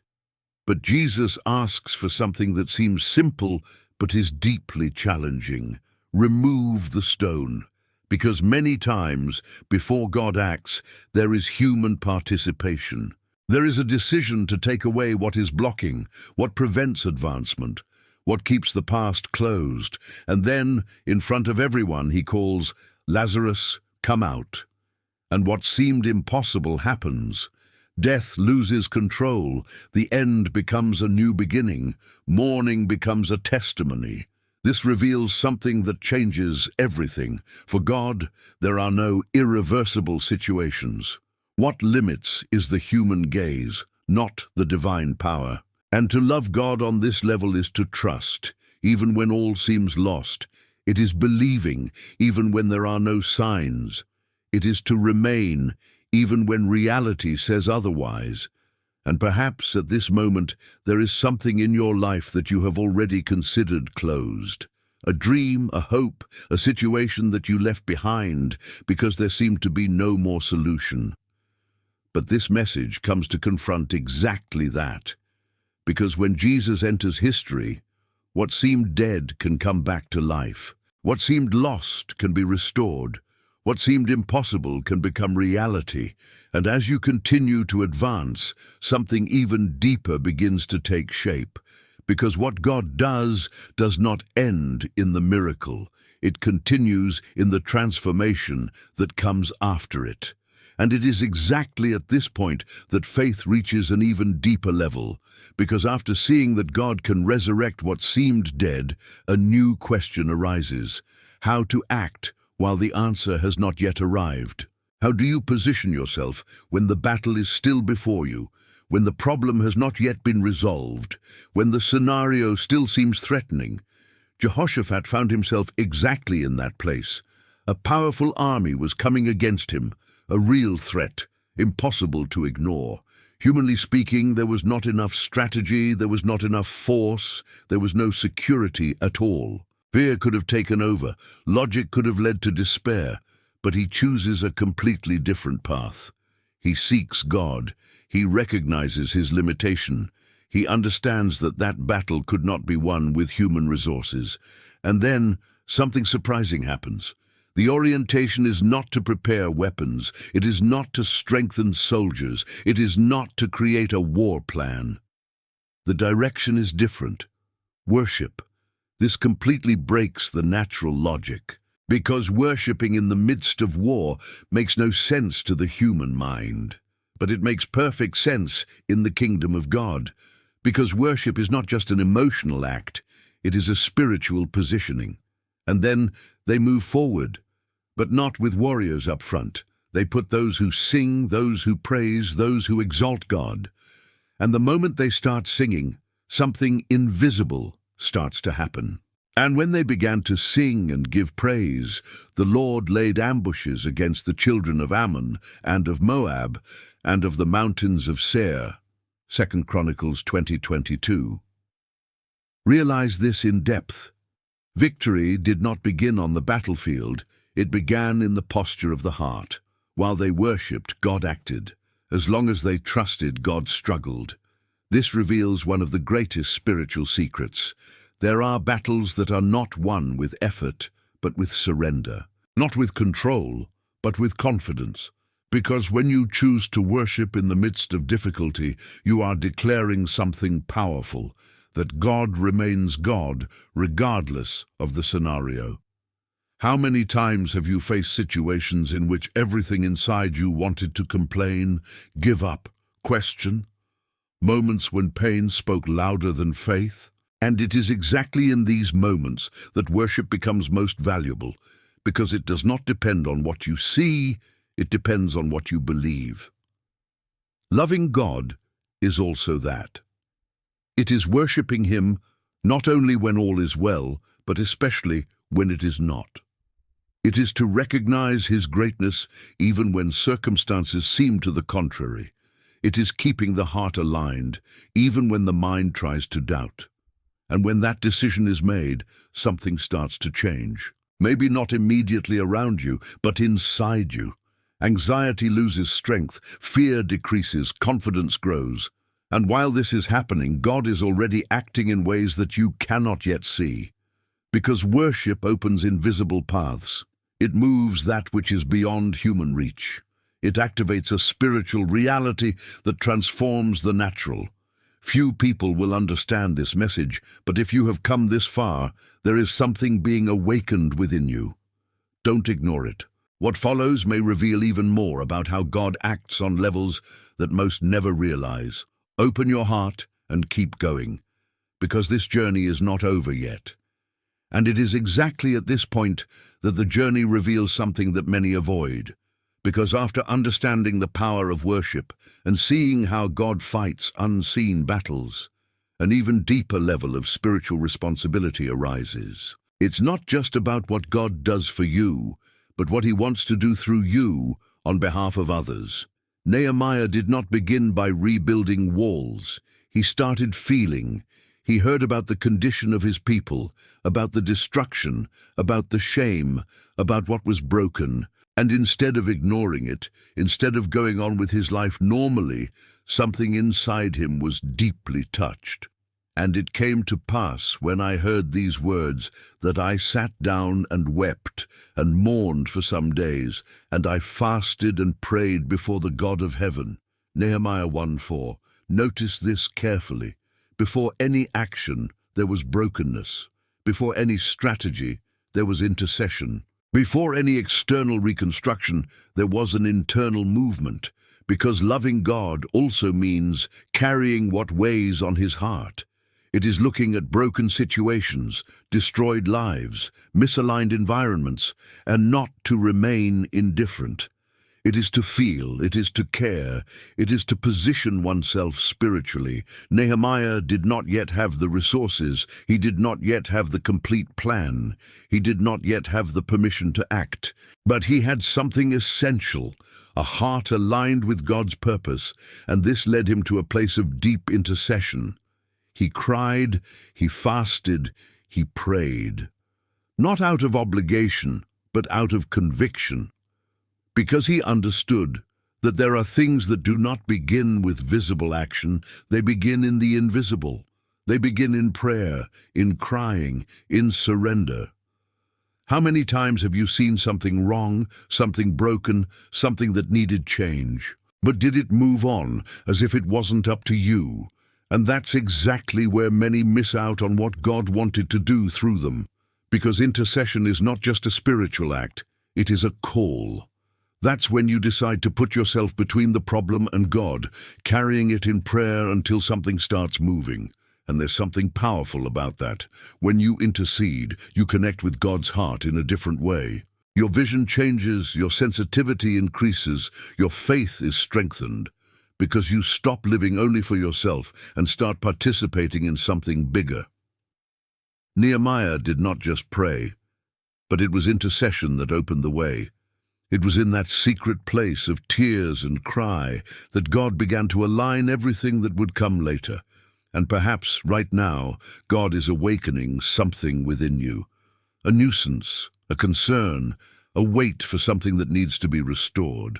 It can be in your family, in your life, in someone close to you, or even in something you still don't fully understand.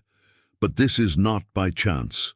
It is an invitation, a silent call to come out of indifference and enter into intercession. Because there are walls that will only be rebuilt when someone decides to kneel first. And it is exactly at this point that everything begins to touch an even more sensitive area, because after interceding, caring, carrying spiritual weights, a silent question arises that many cannot easily answer: how to rest in God when the mind does not stop? How can we trust when worries seem to scream louder than faith? Jesus brings a teaching that directly confronts this reality. He does not ignore human needs. He does not deny the challenges of life, but he points to something deeper than all that. He reveals that there is a way of living that is not dominated by anxiety, but sustained by trust. And then he declares, "But seek first the kingdom of God and his righteousness, and all these things will be added to you." Matthew 6:33. Notice what is being said here. Priority defines the flow of life. When the focus is misaligned, everything becomes heavy, everything generates concern, everything seems uncertain. But when God takes first place, something begins to reorganize itself from the inside out. Anxiety is often not just about external circumstances.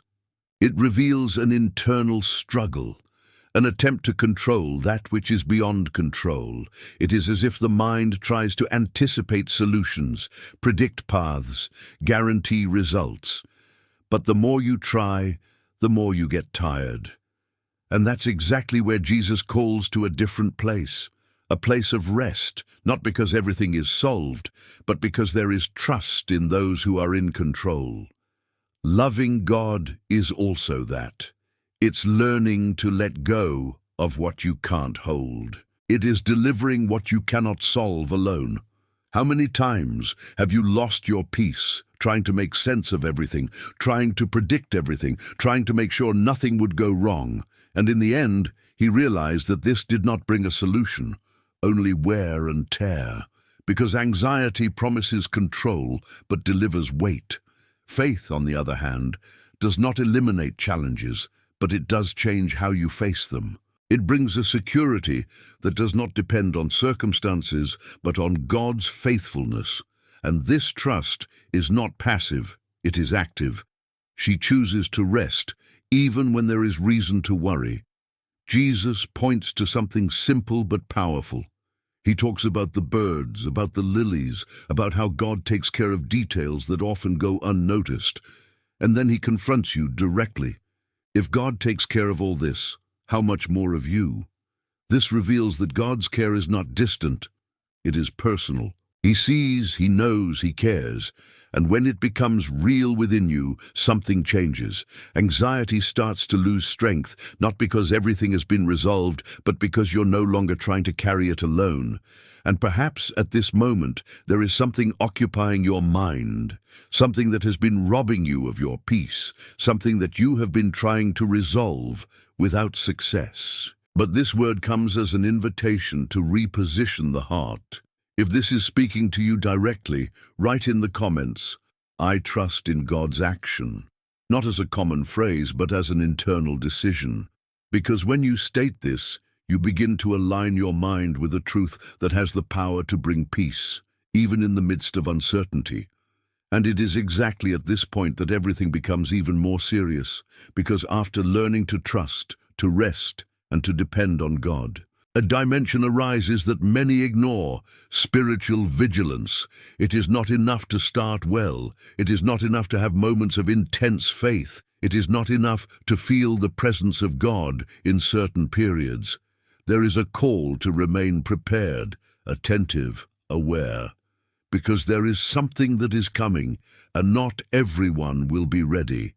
Jesus tells the parable of the 10 virgins, and at first glance, they all look the same. They were all waiting, they all had lamps, they were all there for the same reason. But there was an invisible difference that only revealed itself at the decisive moment. Some had enough oil, others did not.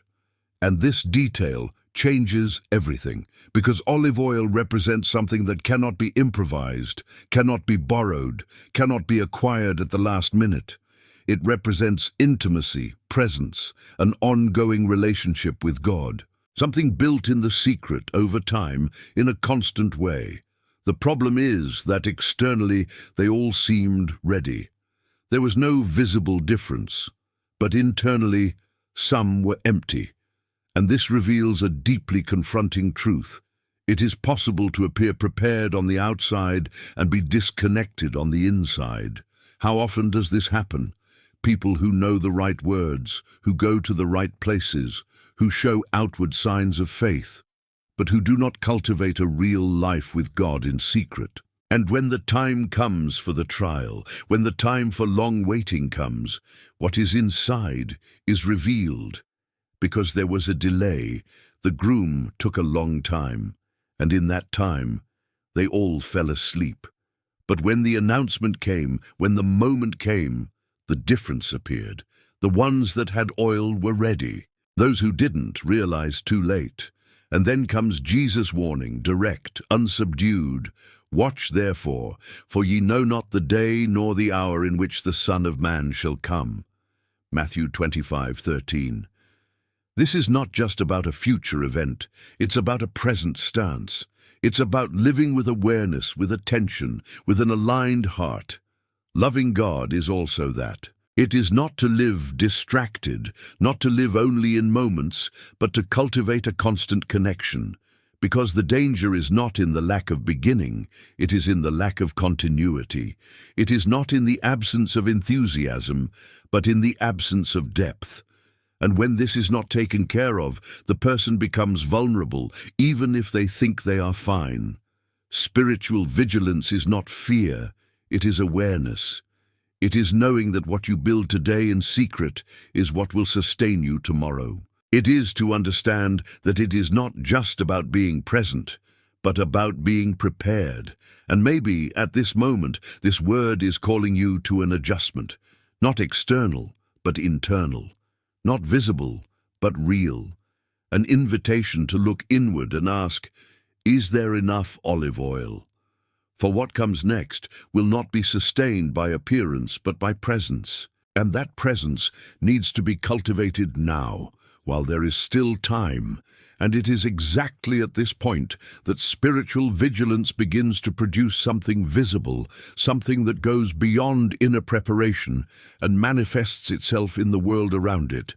Spiritual authority, because it's not just about being ready to meet God, but about living in such a way that His power manifests through you here and now.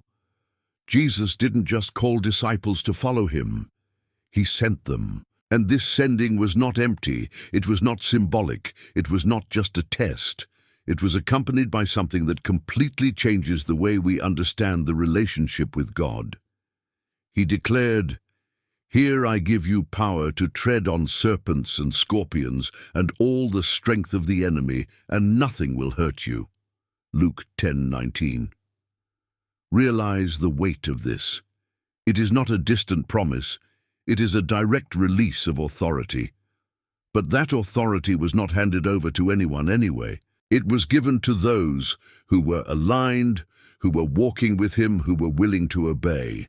Because spiritual authority is not born of beautiful words. It does not come from position. It does not come from human recognition. It is born of alignment, of a heart that is submitted, of a life that responds to God's direction, of someone who not only listens, but practices. And that changes everything, because it reveals that power is not separate from obedience. On the contrary, it is a consequence of it. When there is submission, there is liberation. When there is delivery, there is demonstration.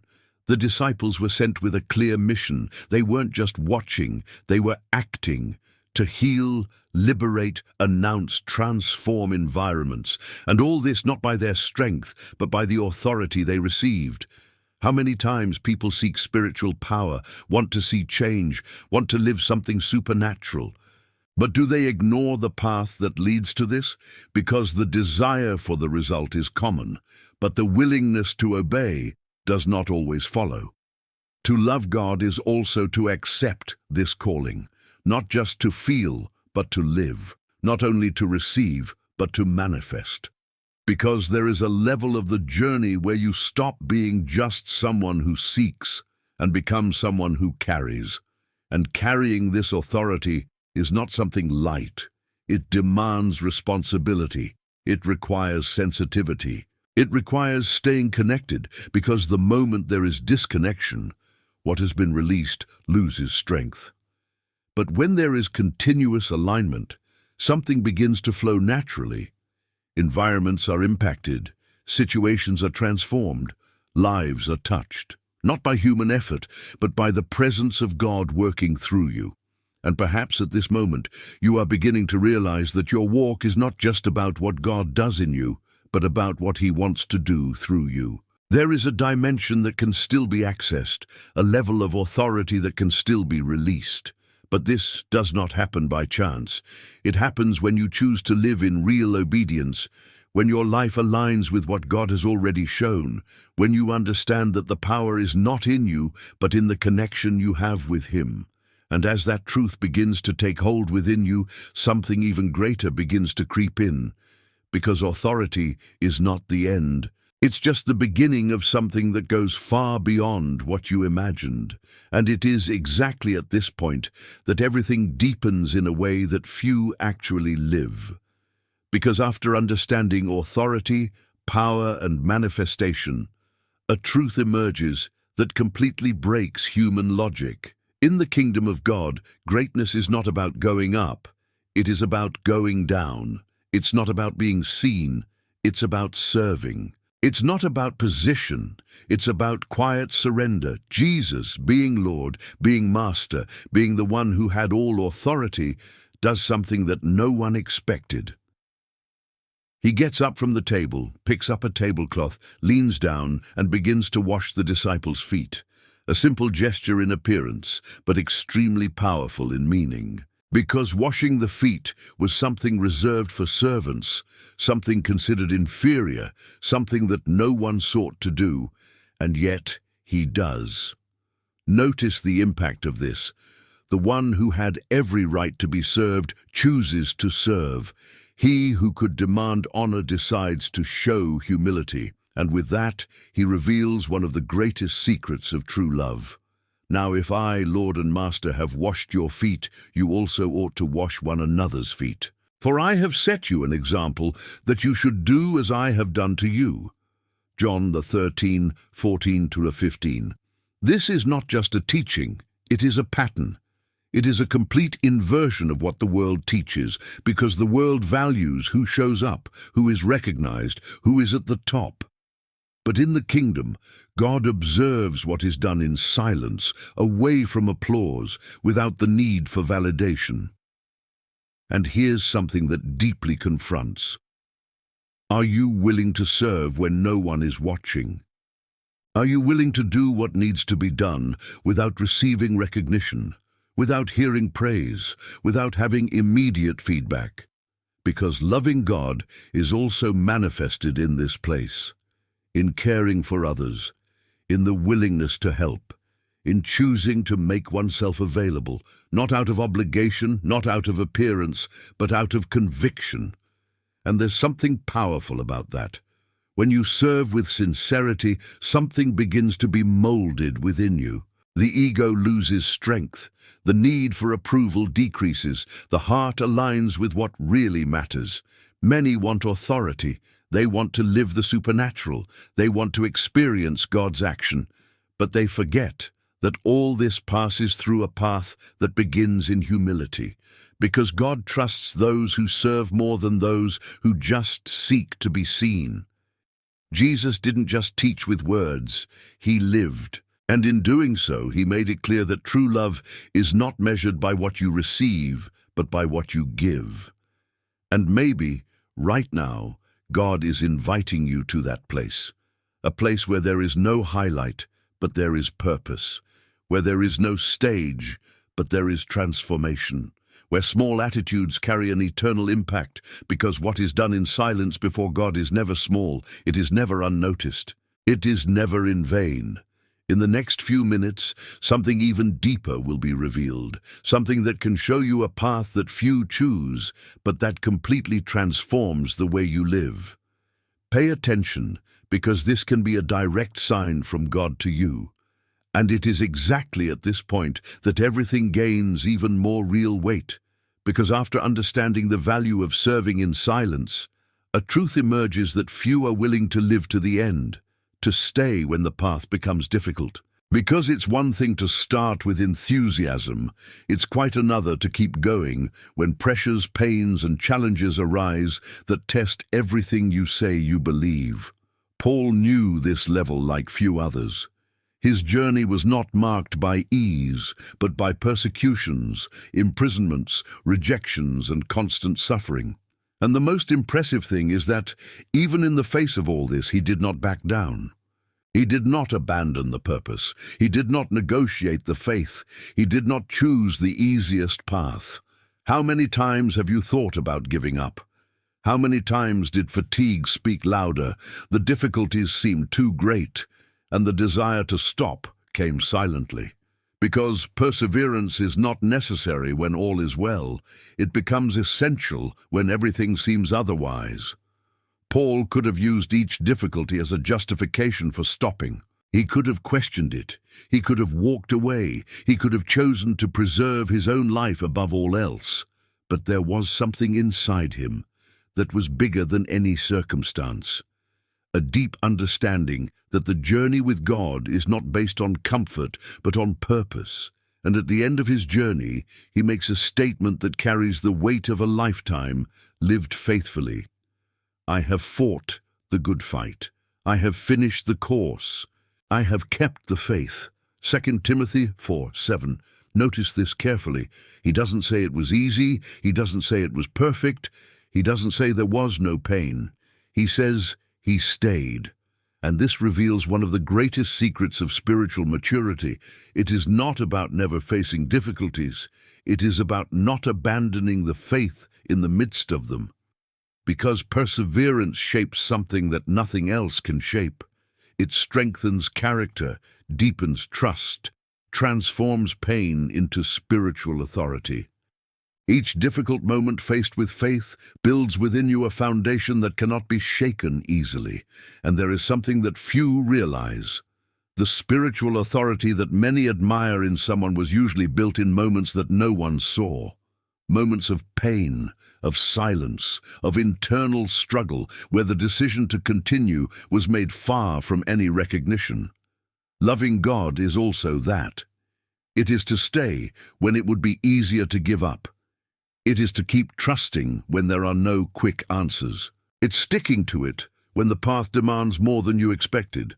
And maybe right now you're right in that place.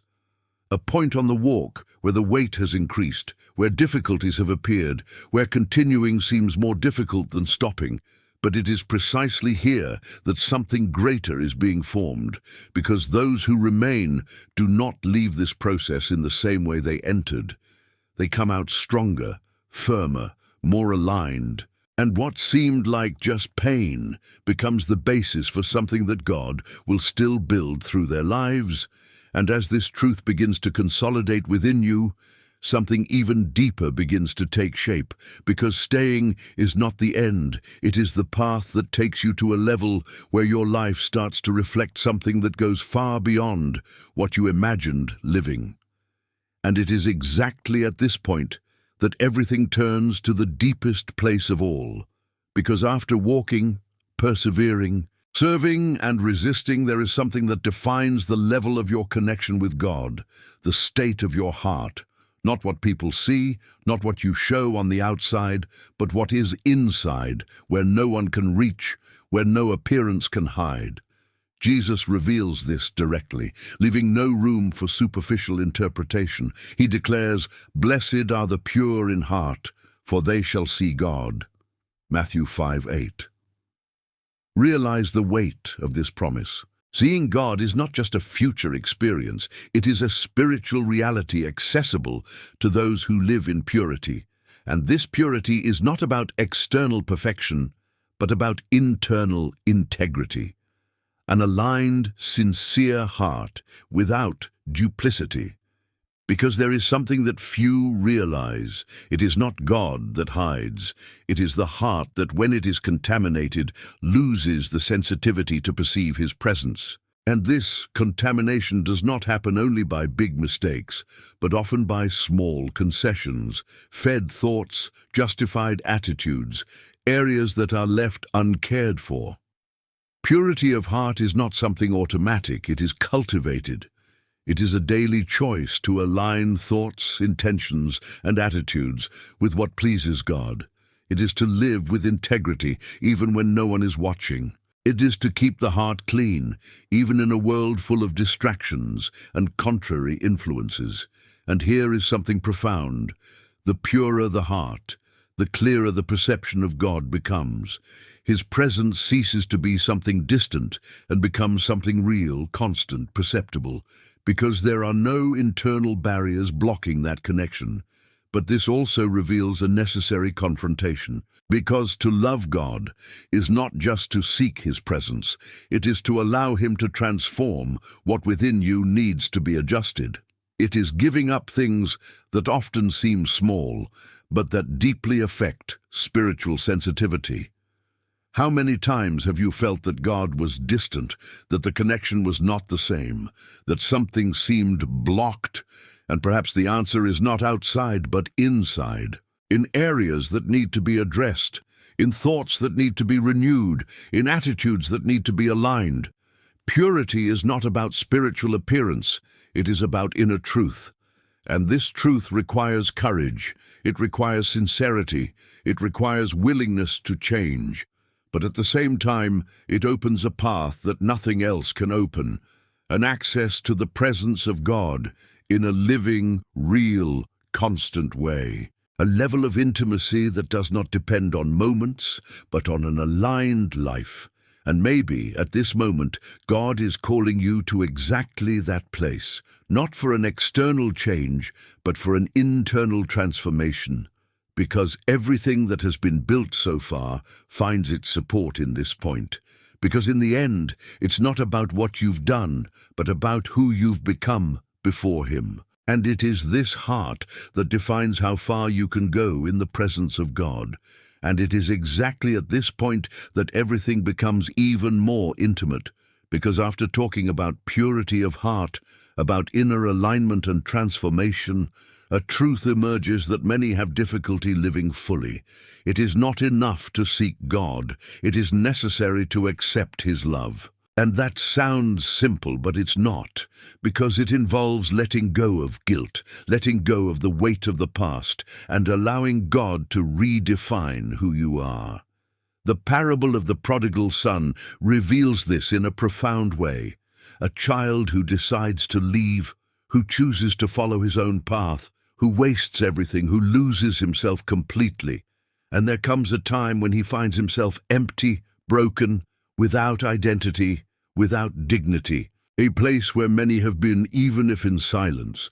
And maybe, on some level, you felt that way too. Distant, disconnected, as if he had gone too far, as if there was no way back in the same way. But there is a decisive moment in this story. He comes to his senses, he recognizes it, he decides to go back, not with pride, not with justifications, but with humility. And that changes everything, because what he expected to find was rejection, judgment, perhaps a minimal chance of being accepted as a servant. But what he finds is completely different. Even before arriving, the father sees him from afar, runs to meet him, embraces him, restores him. For this my son was dead, and is alive again. It was lost, and it is found. And they began to rejoice. Luke 15:24. Realize this in depth. The Father doesn't just forgive, He restores. It gives back identity, gives back position, gives back dignity. There is no process of humiliation. There is no charge from the past. There is abundant grace. And here is something that transforms everything. To love God is also to accept, to be loved by Him. Because many can recognize their mistakes, they can repent, they can come back. but they cannot fully receive the love that God offers. They continue to live as if they were unworthy, as if they needed to prove something, as if they were not really accepted. But the Father's heart does not work like that. He does not receive you as someone inferior. He receives you as a son. He doesn't keep you stuck in error. He repositions you in identity. And perhaps at this moment, God is calling you not only to return, but to fully live this restoration. To stop carrying old guilt, to stop seeing yourself as someone who has failed, and start seeing yourself as someone who has been reached by grace. Because sincere return always finds love. He always finds open arms. You always find a new beginning that goes beyond what you imagined. And as this truth begins to enter your heart, something even deeper is being prepared. Because what God restores, He also transforms into something that impacts everything around. By the end of this video, you will feel God's presence like never before. Don't leave now, because what is yet to come may be exactly what will seal everything you have heard so far in your life. And it is exactly at this point that restoration begins to generate responsibility, because after being reached by grace, after being restored as a child, an inevitable question arises. What are you doing with what God has placed in your hands?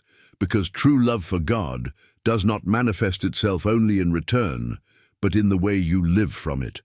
Jesus tells the parable of the talents to reveal a truth that many ignore. A master gives different quantities to his servants and is absent for a while.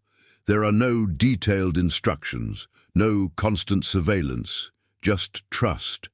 And that's exactly where everyone's heart is revealed. Some receive and multiply. They understand that it is not just a gift, it is a responsibility. They move, act, work with what has been entrusted. Others, however, do something different. They hide it, they bury, they keep intact but unproductive. And when you return, you don't just evaluate how much each one had, but what they did with what they received. And then comes the statement that reveals the principle of the kingdom. Well done, good and faithful servant. You have been faithful to the little thing. I will put you over a lot. Enter into the joy of your Lord. Matthew 25:21. Realize this in depth. The key is not quantity, it is loyalty. It's not about having too much or too little, it's about what you do with what's already in your hands. Because God does not begin by entrusting great things, He observes the care of small things. And here's something that directly confronts the way many live.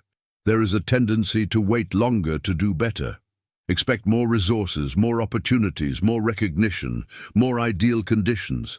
But the kingdom of God works in reverse. Growth comes after loyalty, not before. How many things have you received and maybe you haven't valued as you should? Time, gifts, opportunities, words, direction, things that seemed small but that carried growth potential. And without realizing it, they were left aside, postponed, ignored. Loving God is also that. It is taking good care of what He has already given you. It is to be constant, committed, responsible, even when no one is watching. Because it is in this place that character is formed and that God's confidence begins to increase over your life. And there is something powerful about this. When you are faithful in the little, God magnifies, not only in quantity, but in responsibility, in impact, in purpose, because He no longer delivers to those who only want to, but to those who demonstrate that they are prepared. And perhaps at this moment, God is calling you to look more closely at what is already before you, not for what is yet to come, but for what has already been entrusted, because the next phase of your life can be directly linked to how you respond today. Nothing in this life happens without a purpose. If that word has found something inside you, don't ignore that moment. Perhaps it is a sign that something new is being prepared. If this made sense in your heart, write in the comments, "I believe, Lord," as a way of positioning yourself and declaring that you are ready to faithfully live what God has placed in your hands. Everything that has been revealed so far does not only point to knowledge, but to a decision that needs to be made in the silence of your heart, because it is no longer a matter of understanding, but of responding. Every teaching, every story, every confrontation has brought you to this moment, where the question continues to echo directly and inevitably, do you love me? This is not a question to be answered with quick words, but with real delivery. Because deep down, God is not seeking perfection, He is seeking truth. And perhaps, when you look inside yourself now, you will notice areas that need to be adjusted, paths that need to be aligned, attitudes that need to be transformed. As it is written in Lamentations 3:40, let us examine our ways and prove them and return to the Lord. This is the invitation, a conscious, sincere, profound return, not based on what you've done so far, but on what you decide from now on. So this is the time to stop inside, to silence everything around and open your heart in a true way. Let's pray together, putting before God everything that needs to be transformed, trusting that He is faithful to restore, align, and guide every step of your life. Beloved Father, at this moment we place ourselves before your presence, recognizing that your word is alive, that it reaches us, confronts us, and transforms us, and that nothing we have heard so far has been by chance, but comes from a direct call to our heart. Lord, we thank you for every teaching, for every truth revealed, for every silent touch that has made us reflect on who we are and who we need to become before you. Thank you that even when we fail, your love remains. Even when we drift away, you keep calling us back. Now, God, we ask you for something profound, something that goes beyond words. Search us. As it is written in Psalm 139:23-24, search me, O God, and know my heart. Test me and know my thoughts, and see if there is any evil way in me, and lead me in the way everlasting. It reveals what is hidden, what needs to be dealt with, what we have ignored. Take away from us all pride, all hardness, all distraction that takes us away from your presence. Give us strength, Lord, to live all that we have learned. Give us courage to obey, even when it is difficult. Give us wisdom to discern your voice in the midst of so many other voices. Teach us to truly love you, not only with words, but with attitudes, with choices, with a life aligned with your will. Father, we also set before you our needs. Those who are weary, strengthens. Those who are sick, bring healing. Those who are facing financial difficulties, open doors and provide. Those who are wounded in heart, restore, bring peace, bring consolation. Visit every family, every home, every person who prays now, and manifest your power in a real way.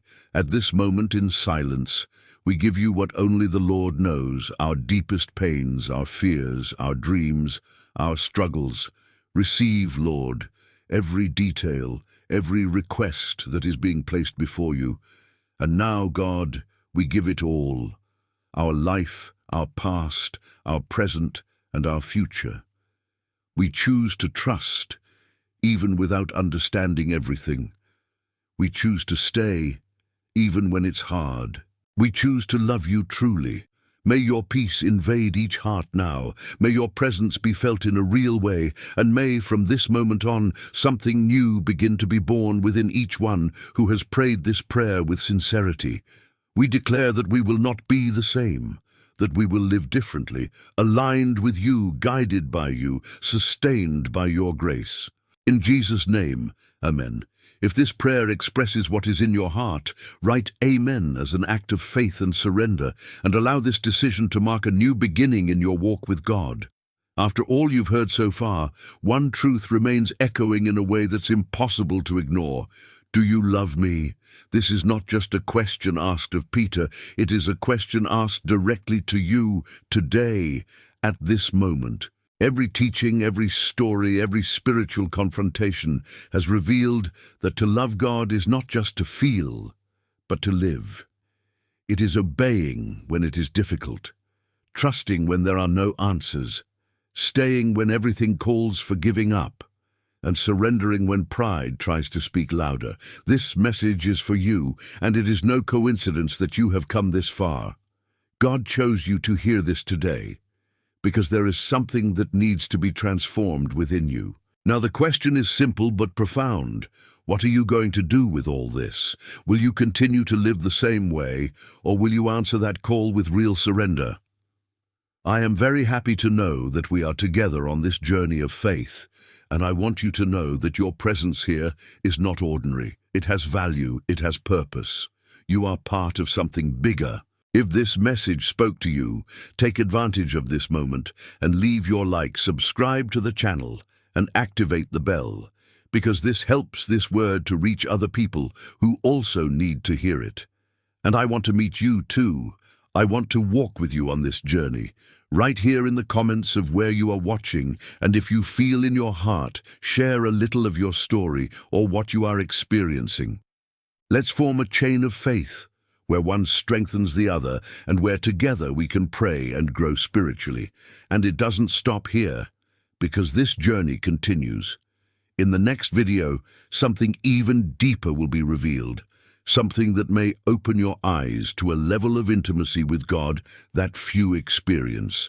There is a next step waiting for you, and it can completely change the way you live your faith on a daily basis. Don't miss this, because each video here is a continuation of this call that God is making to your heart.